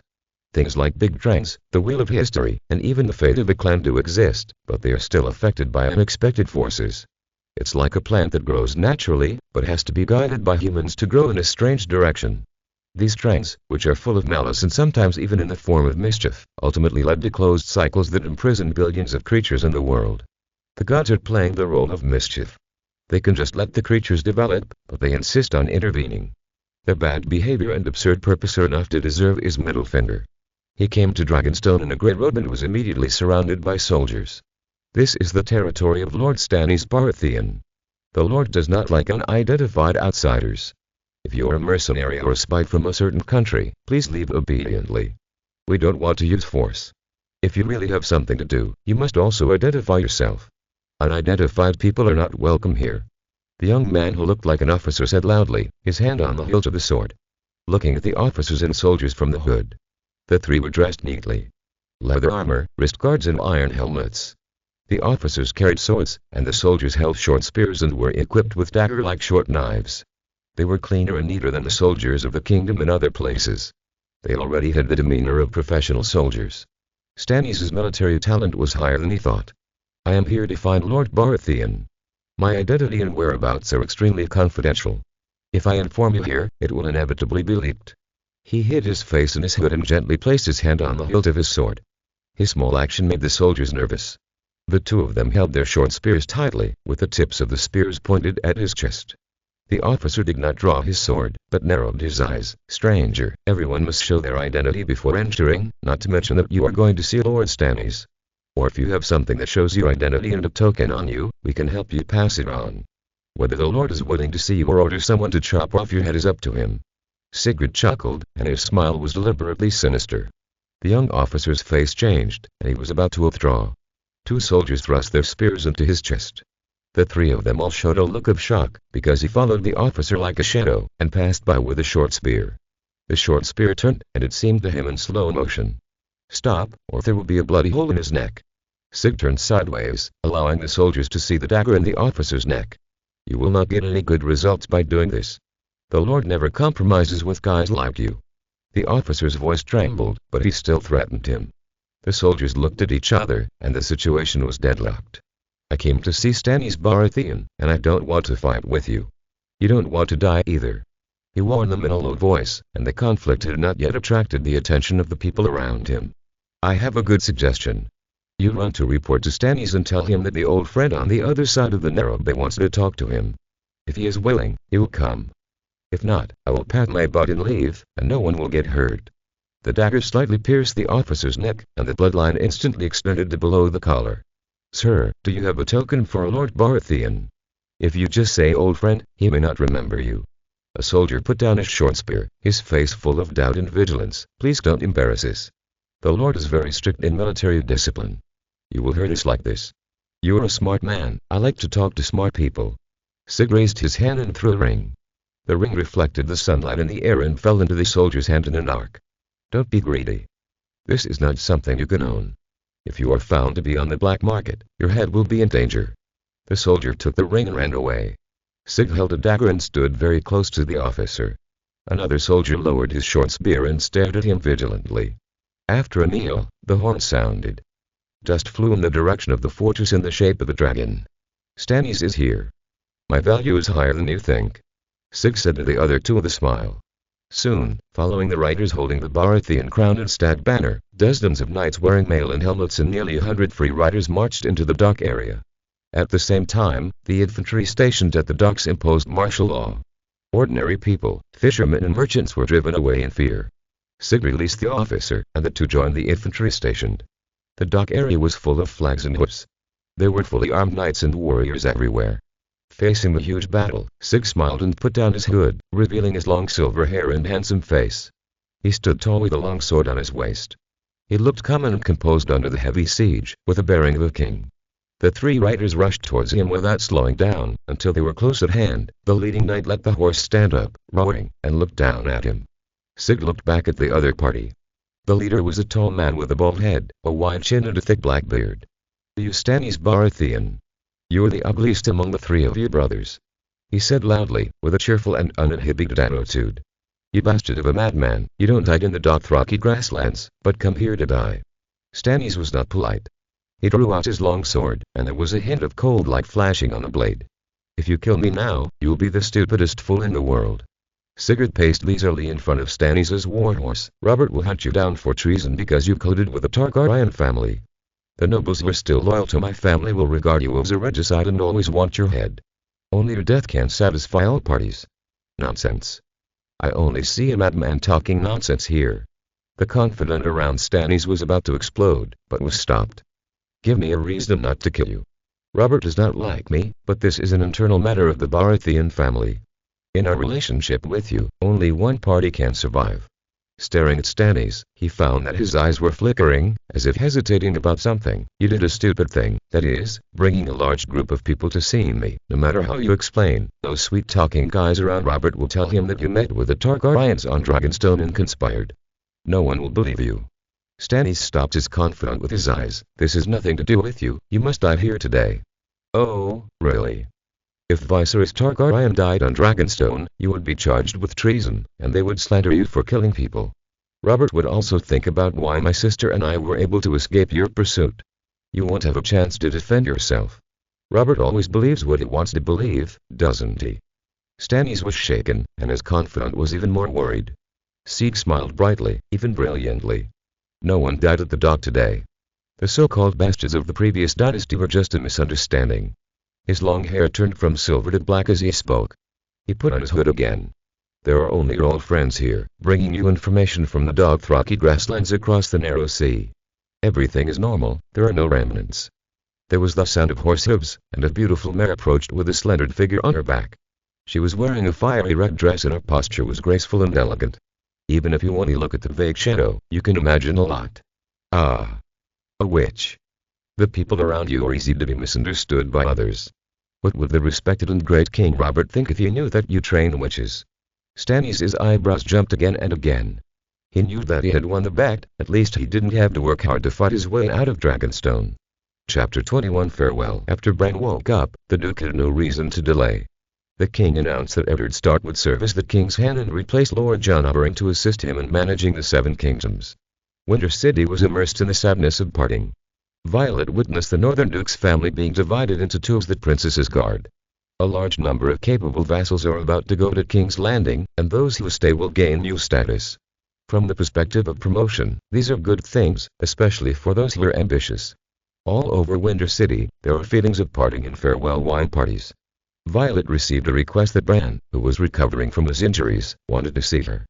As Bran's savior, the last meeting before departing was not simple for her. Her identity was originally the secretary of the Duchess.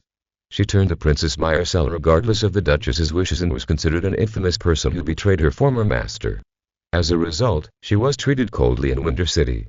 If it weren't for her identity as the princess's guard and Arya's company, perhaps something even more excessive would happen to her. Myrcella was a gentle and compassionate princess. She was worried about Violet going to see her former master alone, and strongly requested to accompany her to visit. Violet could not resist her, so she took the princess to the tower where Bran was recuperating. The first thing that caught her eye was Bran's little wolf. It was said that he had not yet thought of a name for the wolf. This was a beautiful and alert little wolf. When he saw the crowd come in, he immediately stopped howling and stared at everyone with golden eyes. Myrcella was afraid of the little wolf and dared not look at it. When she passed by the wolf, her body trembled. "It's okay, my princess." Violet took Myrcella's arm, and the two looked like sisters. The little wolf is worried about Bran. It's a psychic wolf. When Violet approached, the little wolf whined and wagged its tail to show friendliness. "Look, it likes us." Although Violet said so, when she walked away with Myrcella, the little wolf howled at the maids and guards, making her blush. Enter the tower. This is a particularly warm building, reaching the level of sweltering heat. Winter City specially built this building to take care of seriously ill nobles. After climbing the stairs and reaching the top of the tower, Myrcella motioned for everyone to wait, and she accompanied Violet to Bran's ward. The Queen's guards were waiting outside the door. The door opened, and the Queen walked out of the ward with the Duchess's farewell. Both of them had red eyes, as if they had experienced sad things together. Catelyn saw Violet with a complicated expression. "Bah. I apologize to you. Although a lot of things have happened, some of which I still can't understand, but I wronged you. It was you who saved Bran, and I apologize to you here." The Duchess's expression was very strange. She must be angry, and she was very angry, but she had to reconcile with herself for other things. The Queen greeted the princess and nodded to Violet. The princess saluted the Queen and greeted the Duchess. Violet greeted the Queen and bowed. The Queen arrogantly left with the guards and ignored her. Many sighs were heard around her, and she felt the same way. Whenever she faced the Queen, even if she was not afraid of her, she always thought about not being criticized. After the red tape performance, Violet finally saw Bran half leaning on the bed. Bran's back was very low, almost lying on the bed. "Hi, Violet, I'm lucky." His voice was so thin that people were afraid that his voice would break at any time. The Duchess's eyes were red. Myrcella covered her mouth with a sad face. In a few days, Bran was emaciated. She walked forward and wanted to approach him.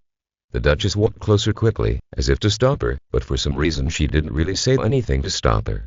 Under the surprised gaze of everyone, she took off her silk gloves, revealing a mithril-right prosthesis, and pulled up her bony hand. Emotion surged in her heart.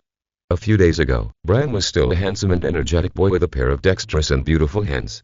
Just a fall made him look like this. She stretched out 3 fingers and placed them on his wrist. "Violet, what are you doing?" The Duchess was full of suspicion. Violet used her other hand to make a gesture to keep silent. She counted silently in her mind. Master Luwin came to the other side of the bed and observed him very realistically.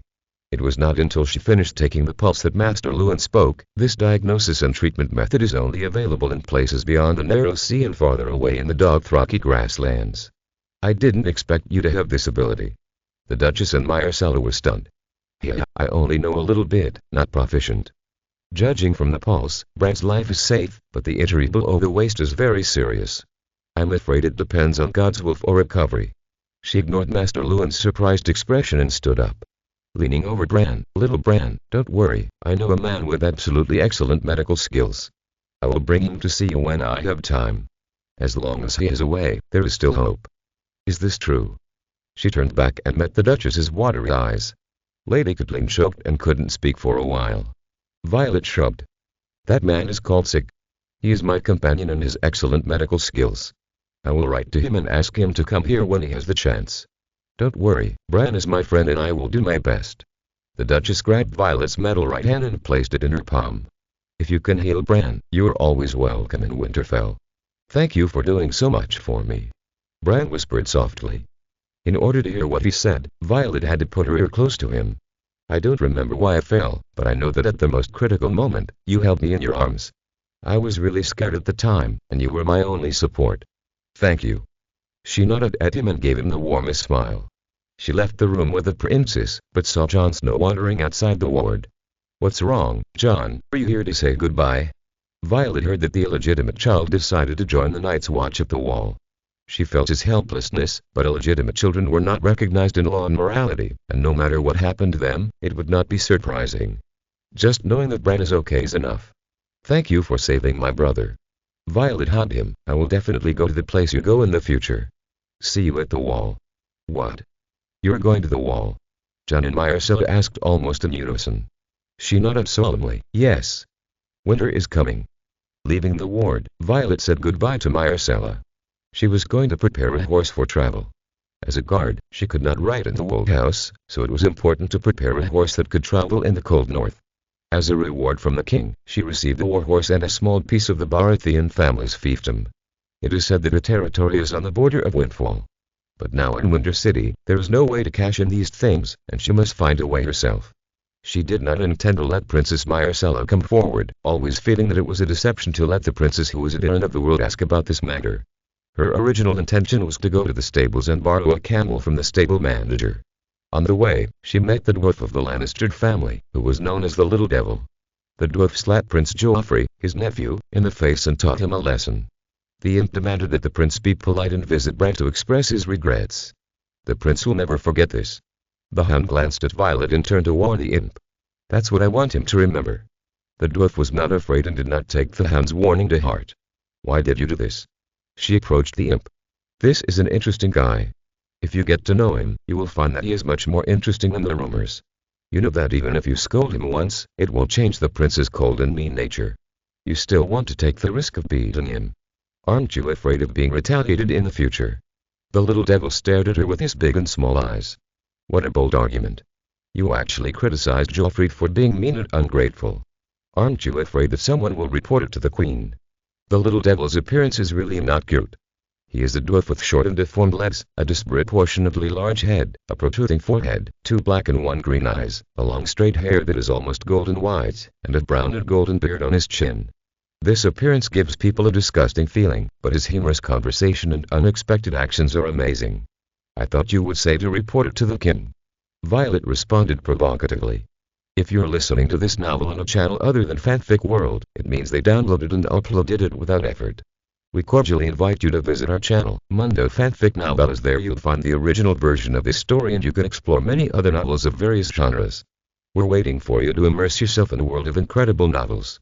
Chapter 22 Embroidery Needle. The Little Devil jumped down from the stable fence with agility that was not commensurate with his size. When he landed, he raised his hands to greet the audience. Dear ladies and gentlemen, today's clown show is here. His eyes showed mockery, and he bowed to her with standard knightly etiquette. Dear Lady Knight, are you testing me? There is nothing to be afraid of. In Robert's eyes, I am smaller than an ant, but he will do his best to maintain my existence because I am the shame of the Lannister family. Although the Lannisters wish I would die immediately, they will not show it in front of outsiders. They defend my safety for the dignity of the family. So you don't have to waste your efforts. It's not that I can't hear it, but I don't care. Violet blushed. She was not the type who was good at speaking, but she wanted to test it after receiving Sig's order.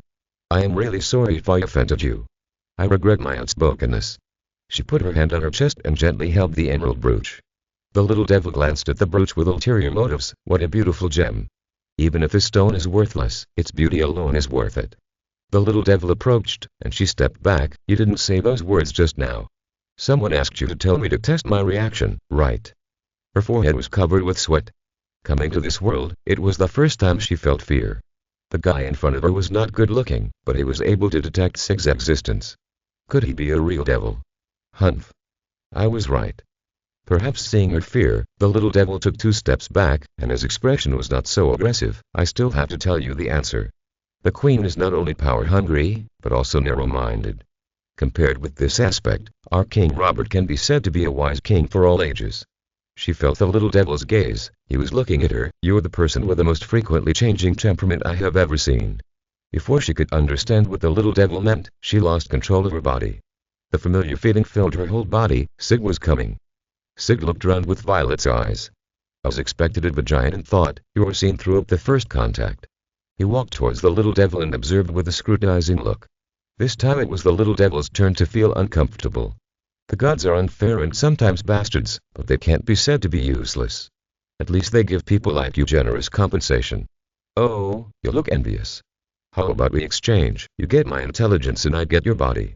The little devil counterattacked. His tone was sharp and his expression was cynical.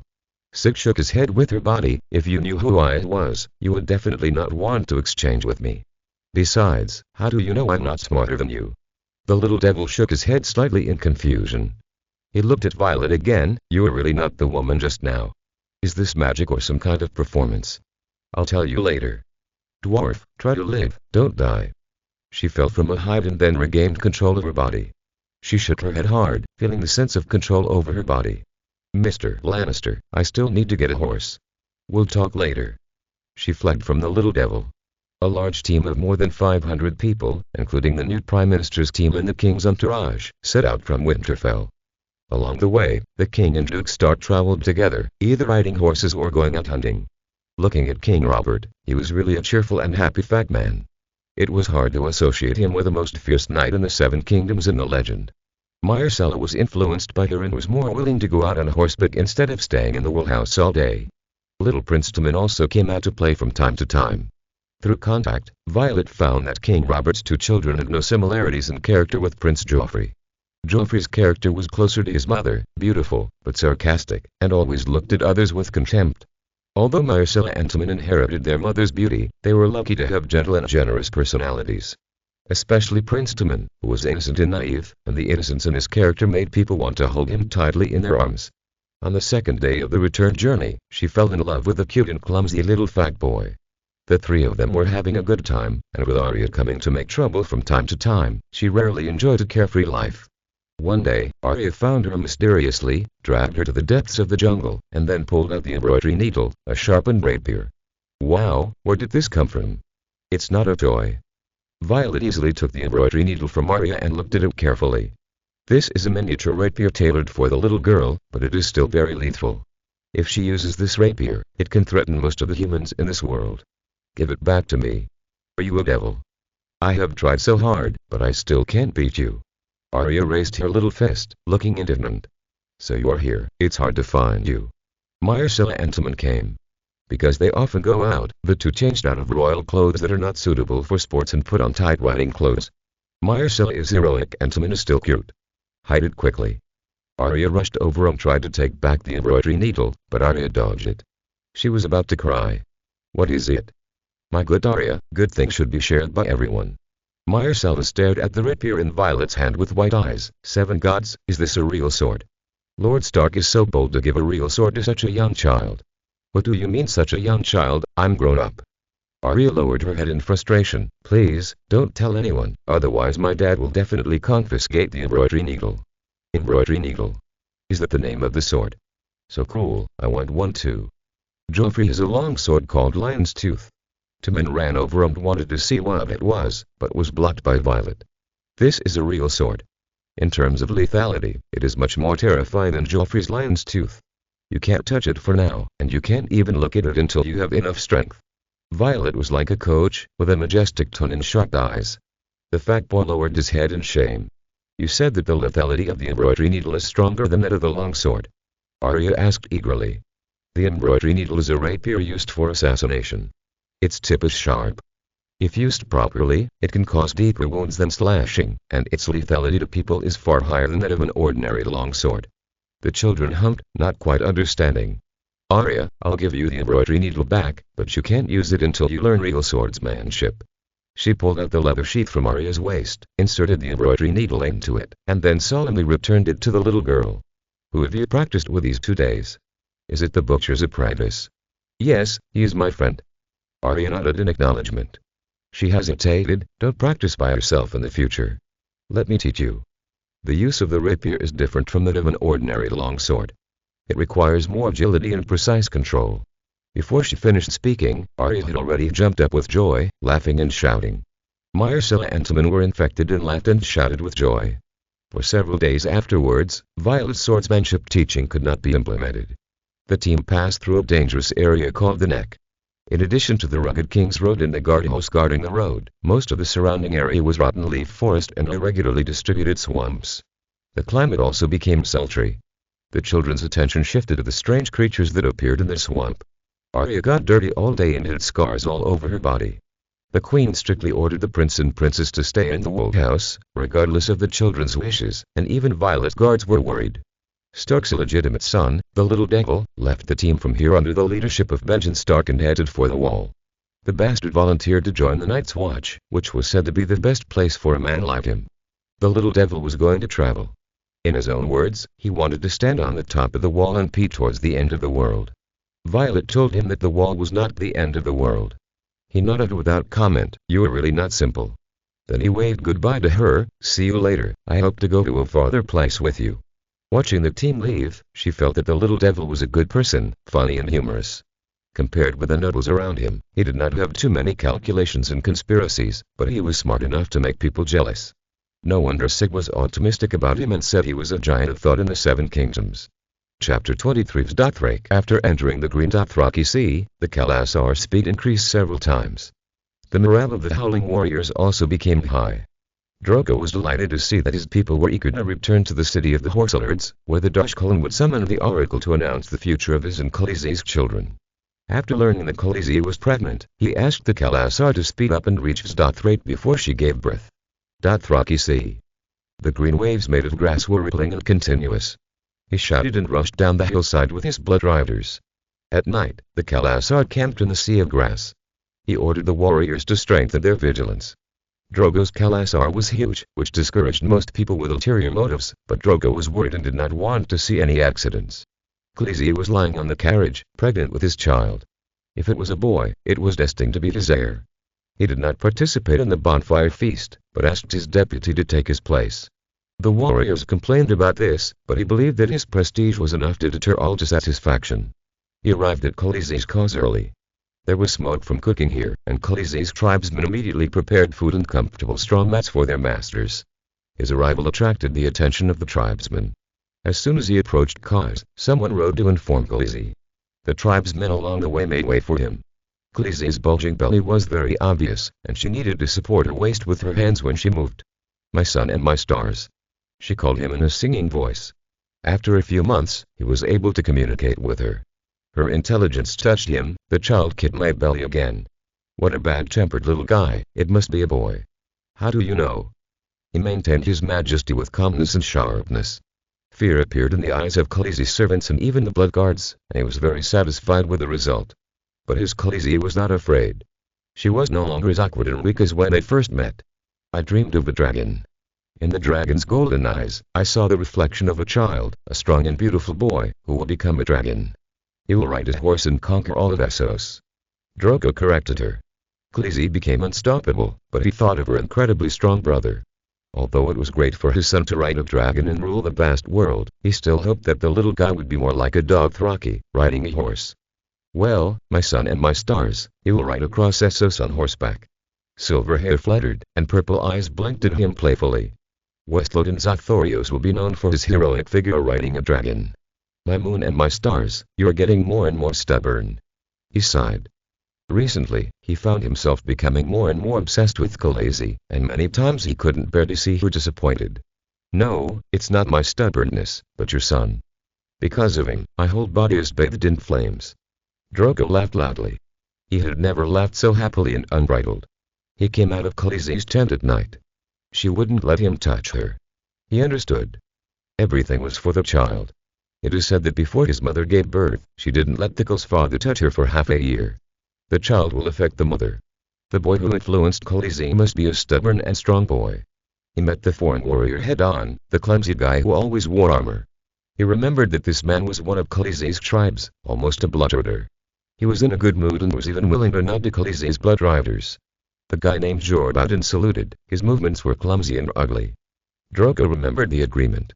Khaleesi's brother gave him his sister as a gift, and asked for a crown on the other side of the narrow sea as a gift in return. He never worried that he would not be able to fulfill his obligation to give in return. He just wanted to know how many howling warriors were needed to take down the crown of the Seven Kingdoms. He motioned Jor to walk side by side. The other party clumsily expressed surprise, but followed him smartly. Khaleesi is the most precious gift I have ever received in my life. He chose his words carefully, and could only barely use the common language on the other side. After visiting Vzdothrake, I fulfilled my promise and gave the Targaryens a crown in return. I wonder how many howling warriors can win. Jorah was silent. He didn't mean to urge them. The warriors on the other side were clumsy and could only rely on iron armor to fight. I guess their brains were not very good. He could give them enough time as long as he got a satisfactory answer. Respected Khal, Jorah answered in Dothraki. The howling warriors are experienced in many battles, have superb riding skills, and are unmatched in archery. Relatively speaking, the knights on the other side of the narrow sea are also very elite, but there are fewer of them and they lack sufficient mobility. Jorah chose his words carefully. Drogo narrowed his eyes. He realized that what Jorah said was true. The fighting power of the Seven Kingdoms on the other side was much stronger than he had imagined. Most of the warriors of the Seven Kingdoms are free knights, archers, and conscripted farmers. Although these people are numerous, they are not elite and it is difficult for them to match the howling warriors. If it is a field battle, I am optimistic about the howling warriors. Khal only needs to allocate 10,000 warriors, which is enough to gallop on the land of the Seven Kingdoms. This answer was not what he wanted to hear. If what you said is true, the fighting power of the Seven Kingdoms should not be underestimated. But you only talked about field battles. Will my warriors lose on other battlefields? Jorah frowned, and Drogo noticed that there was no fear in his eyes, but a little more caution. He looked up to Jorah's ability again. Respected Khal, there are no cities in the Dothraki Sea. Most of the free cities have no city defenses, and even if they do, they are nothing more than wooden fences and chevaux-de-frise. You have seen stone walls that are dozens of feet high, which even the best war horses cannot jump over. Such city defenses are commonplace in the Seven Kingdoms. Although the warriors of the Seven Kingdoms are not good at frontal combat, they are accustomed to shooting arrows behind tall walls. In sieges and sieges, your roaring warriors do not have an advantage. You mean, they are also timid that they hide behind high walls and watch their territory being ravaged? Drogo couldn't help but get angry. Jorah lowered his head. Respected Khal, this is not a question of boldness or cowardice. This is the fighting tradition of the Seven Kingdoms. There are strong fortresses everywhere, and towering walls are popular among the smallest lords. Once the howling warriors enter the Seven Kingdoms, the lords will not take the initiative to fight, but will gather their people, take away the food in the wild, and put their property in the castle as much as possible. Drogo snorted coldly, then I will send a large army to surround them. The warriors will cut off their supplies. Can they still grow food behind the high walls and do business with the caravans across my army? Jorah's expression was moved. Your opinion is to the point. It is exactly the best way I can think of to deal with the Seven Kingdoms. He paused. The Seven Kingdoms are of the same blood. When the lord of one place is surrounded, help will surely come from all sides. Although the howling warriors are not afraid of any warrior from the Seven Kingdoms, they can't do anything to them. The fortresses of the Seven Kingdoms are continuous, and the high walls extend for hundreds of miles. The battle will evolve into a long-term stalemate and confrontation. The two men exhaled at the same time, and Drogo exhaled anger. The Seven Kingdoms are more difficult to shape than I thought. It requires not only force, but also help. Jorah was shocked and even terrified for a moment. Drogo saw it, but remained calm. He waved his hand to send the foreign warriors away, and fell into deep thought alone on the high slope. The next day's itinerary was the same. He led the blood guards to gallop dozens of miles in front of khalasar. In the distance, a straight passage connected to the sky. At the end of the road, there were bronze statues shining with magical brilliance standing on both sides of the road. The warriors roared loudly and rushed forward. Drogo couldn't hide his excitement. Vzdothrake, commonly known as the City of Horse Kings, was right in front of him. Chapter 24. Bonfire Night Talk. The blazing bonfire blocks wild beasts, and most importantly, it scares off wolves. Sig pretended to have an unexpected encounter. He left Dragonstone and had a deep understanding of the king's younger brother. This man is undoubtedly the most suitable one to be the monarch of the Seven Kingdoms. He is very confident in his own vision. The world is obviously unwilling to do that. It is logical to put the most suitable person in the most suitable position, which is what the mischievous clown behind the scenes hates the most. The root of disaster. The special words that appeared in Sig's mind were the concepts he learned in the world where he learned to stare at the death of all things. There, a group of wizards vowed to challenge the gods, and they called the origin of the world the root of disaster.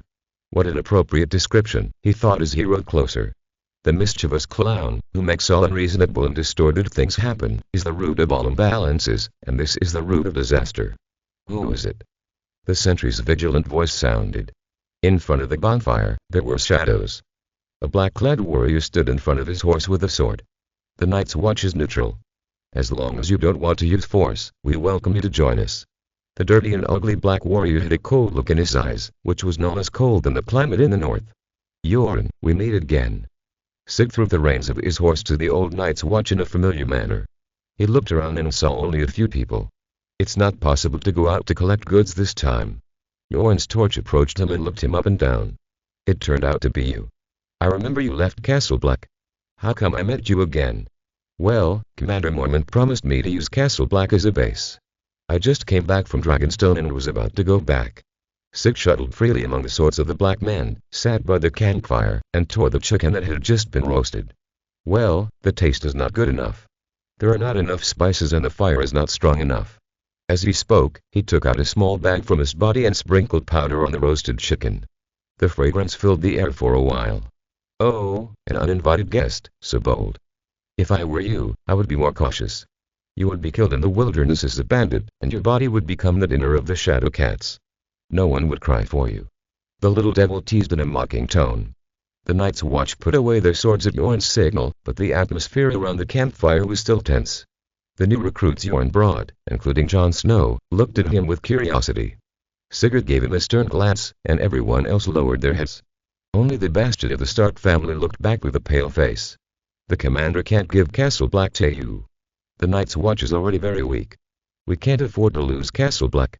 With a sharp look like a knife, Sigurd turned his head and saw Benjen Stark. It's you. The Night's Watch will not lose Castle Black. In fact, some of the fortresses will be restored in the future. Castle Black will become the real headquarters to resist the invasion of the White Walkers. Benjen Stark was stunned. Don't be so surprised. We will be brothers in the future. I will join you after this. You said all the words, but I don't know which one to believe. Benjen sat down next to him, tore open a roasted chicken leg, sniffed it, and swallowed it in big mouthfuls. You're a good cook. You can be a cook in Castle Black in the future. There was silence around the campfire. He could expect that many people wanted to see him get angry and lose his calm. Unfortunately, he was very happy about Benjen's teasing. Haha, really? I'm very happy. Compared with the so-called king and important ministers, it is the chef who can better reflect my value. He responded to Benjen with a smile, and then laughed heartily. You don't understand anything, dear Lord Stark. Your face is dark and your forehead is black. Something bad is going to happen. It is recommended to be more careful and deal with it carefully. As he spoke, he opened the water bag and poured the fragrant liquor into the cup he took out. What a fragrant smell, is it wine? If you are willing to accept the gold coins of the Lannister family, I am willing to buy more. The little devil was the most casual one. He stretched out his hand, but couldn't hold the cup in front of Sig. Sig stood up and filled a glass of liquor for him. Tyrion Lannister, known as the Little Devil, is the most anticipated one of the Lannister family. He smiled. I doubt who would expect me. Daddy wants me to die right now. The Little Devil responded with a sharp voice, his big and small eyes flashing with wisdom. I thought you would be more confident. Tywin Lannister is not good, he is too obsessed with interests and power. Jaime Lannister is not bad, but unfortunately he is blinded by family affection. And your sister, Sig shook his head, she is not good, she acts childishly and impulsively, and she is not good at politics. This is the first time I have heard such an evaluation. The little devil tried to hide the doubts in his expression, but failed. The surroundings were very quiet, everyone was attracted by the conversation, and their eyes were focused on the two people. Sig hospitably poured wine for everyone present. You're welcome, it's fate to be able to sit together and drink. Can you tell me who gave such an evaluation? The little devil softened his tone, blinking his eyes. The one who thinks the most of you is me, Viserys Targaryen, descendant of the dragon. The bonfire was blazing, and the atmosphere on the scene fell to freezing point. And there's also a blind old man, Grand Maester Aemon of the Night's Watch. He calls you a giant, a spiritual giant. Under the stunned gaze of the little devil, he drank the liquor in his hand. The heat and burning sensation were not as intense as he expected. He sighed, and there's also a little girl named Violet, she also has a good impression of you. The little devil paused. I'm really excited that the sword dancer thinks so highly of me, but, he tilted his head, is this really okay? Even if I can keep my mouth shut, you announce your identity to the outside world. The Night's Watch is neutral and will not interfere in political disputes. As long as you and the two guards don't say anything, how can the news leak out? As he spoke, he used his means, and his long black hair was replaced by silver, and under the reflection of the bonfire, it turned into a glowing orange-red color. Are you a wizard? I don't believe in magic or anything like that. It seems I have to change my stance. The little devil exclaimed. He filled the second glass of wine for the little devil, and found that there was not much left in the wineskin, so he simply took a big sip from the wineskin. Be realistic, judge based on what you see with your own eyes and experience. Things that seem easy are actually impossible for most people in the world. I agree with Grand Maester Aemon. You are really a spiritual giant. In the Black Castle, there were constant groans and screams on the training ground for new recruits. Sig stood on the tower at the edge of the training ground, and next to him was the little devil sitting on the railing. How many times has this happened? That kid beat up those in the same period in the previous period. The little devil shook his head. If I were him, I wouldn't be so ostentatious. At least I would give some face to Coach Alizer. In the center of the parade ground, the recruits formed a circle, and Coach Alizer stood outside the circle giving orders. Jon Snow confronted a tall recruit boy. The tall recruit was older than the bastard, a head taller than him. He wanted to use his size advantage, and rushed forward quickly. He shouted, and chopped down with a wooden sword, but was dodged. The bastard swung the wooden sword and hit the tall recruit's wrist heavily. Ah! Ah! My wrist, ah! Ah! The bastard looked coldly at the big man falling to the ground wailing, and a smile appeared on his face. Lord Snow, the wooden sword is not a crutch, why are you leaning on it? Coach Alizer blamed. The bastard frowned and stood up straight. The wooden sword is not a crutch, sir.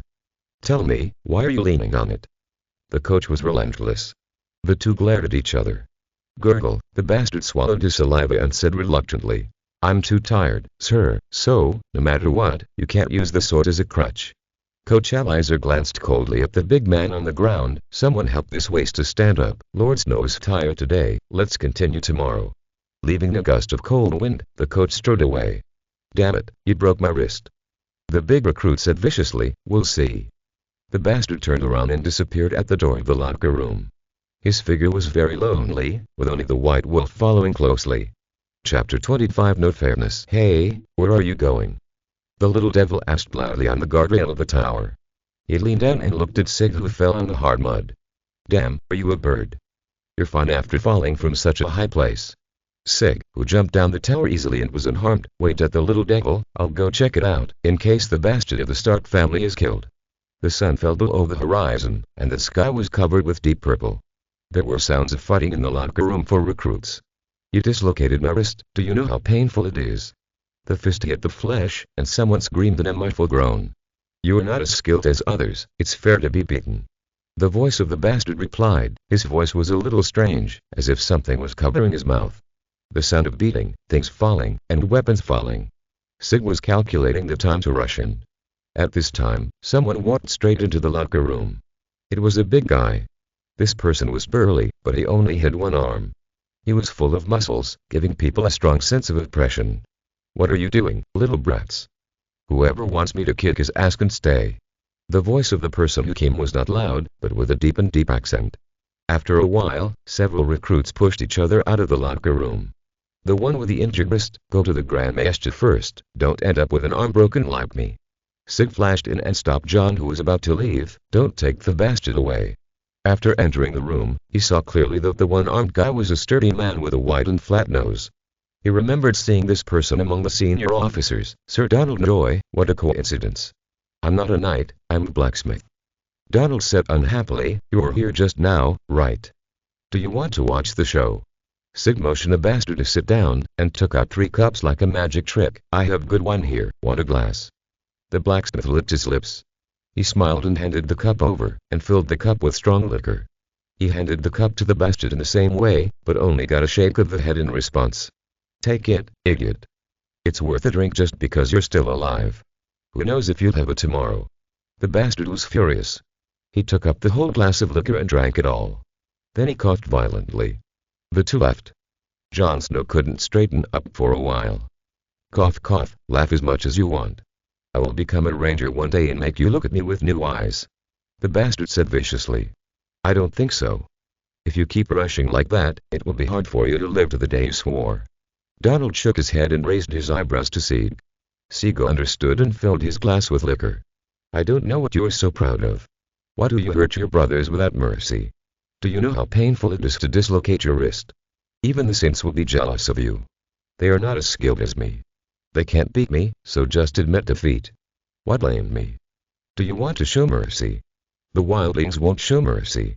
The bastard said angrily, and there was a hint of grievance in his eyes when he looked at Sig. It's unfair, isn't it? Don't deny it, I saw this sentence in my eyes. Sig said sarcastically. Isn't it? The bastard's voice became sharper. Dear Lord Snow, if you think nicknames are annoying, I suggest you get used to it now. Donald sighed, or maybe he was relieved because of the wine. There is no fairness in the world. Although you're a bastard, you have received formal fighting education. Someone taught you to use a sword, someone trained with you, and they are all experts in this field. Yes. What happened? The bastard's tone was no longer so aggressive, but a little uncertain. Are you really stupid or just pretending to be confused? Which of the people around you will be treated like you? For them, is it really fair to fight with you, a guy who has been taught skills by a famous teacher since childhood? Sig and Donald looked at each other, and the 2 raised their glasses to each other and drank the wine in one gulp. Good wine, stronger than the fruit wine of the Red Castle. Donald patted Sig's shoulder vigorously. They said you used to be a cook. Is that true? The damn Targaryen family should have produced dragon riders. Looking at the slightly drunk blacksmith, Sig laughed and gave him half of the remaining wine. The blacksmith nodded at him, seeming to be very satisfied with this approach. Yeah, the Targaryen family can produce a master and a cook, but they don't have a qualified king. As for the dragon rider, he smiled sarcastically, without even a dragon, how can there be a dragon rider? When the last dragon died, they should have known how to retreat. The bastard frowned at the strong wine in the glass. Are you really not going to restore the Targaryen dynasty? Sig glanced at the bastard. Do you know why the Targaryen family declined? The blacksmith drank a lot. He opened his drunken eyes and listened with interest. The bastard twisted his body in a loss. Sig's mouth curled up. I bet there are too many reasons, you just can't find a more representative one at the moment. He looked out the window and saw snowflakes flying. All the reasons you know are not on the point. The real reason is that there are too few illegitimate children in the family. Jon sat there awkwardly, looking indignant. Is it wrong to be an illegitimate child? It's not what we want. Forget it, let's not talk about my business. Donald, you come and tell the young man what is fair in this world, and open his grand head. Donald showed a regretful expression, then looked up at the ceiling. Fairness is a luxury. There are no honorable warriors among the Night's Watch brothers. Those sent in recent years are all guys who can't find a place in the 7 kingdoms. Among them are rapists, poachers and bastards. Donald looked at Jon deeply. These guys have never received an education in their lives, can't read, don't know what honor is, and they try their best to survive every day. Bastard, you don't know how lucky you are. Among the less than 1,000 people left, no more than 500 know who their mother is, and more than 200 are sure that their mother is a prostitute, and the rest are bastards. He sighed, and a small number, like me, came here to wait for death because they lost the favor of the guards and used up their luck and their lives. Donald fell asleep while talking. The bastard turned his head and looked at Sig. Don't look at me like that, what he said is true. Didn't anyone tell you the truth before you came here? Do you really think that the Night's Watch is a group of black warriors who gave up themselves for honor? The bastard lowered his head. Uncle Benjamin and my father, Jay, never told me that this place is. The bastard's voice was almost choked. Almost what? Sig asked in a tone as cold as ice. The young man lowered his head sadly. He snorted coldly. The Night's Watch, no matter what their birth is, they are nobler than the Knights of the 7 Kingdoms. Their honor does not lie in the past, nor in blood. They swear to defend mankind against foreign enemies. Their enemies are the goblins from the land of eternal winter, so you have come to the right place, kid. This is exactly what you expected, a place full of honor, at least more pure than the intrigues and deceit in other places in the Seven Kingdoms. The bastard stared at Sig, his mouth wide open and unable to speak. "Winter is come in," Donald muttered nonsense. Sig came to the door, and the moment he opened it, the cold wind blew into the room, snowflakes fluttered, and Donald woke up in a daze, looking ridiculous as if he was asking himself where he was and whom he was. There is no fairness in the world. There is no honor in the Seven Kingdoms you are familiar with. On the contrary, the declining Night's Watch here is the only group of humans that can still be called honorable. He came to the bastard and patted his shoulder. "Open your arms and accept your brothers in the Night's Watch. They can bring you honor, which no one else in the Seven Kingdoms can do." End of this chapter. Thank you very much for reaching the end. Don't forget to like. Looking for more exclusive content and immediate access? Subscribe to our Patreon. Remember, every like, subscription, or donation encourages us to continue. Thanks to everyone. See you in the next video.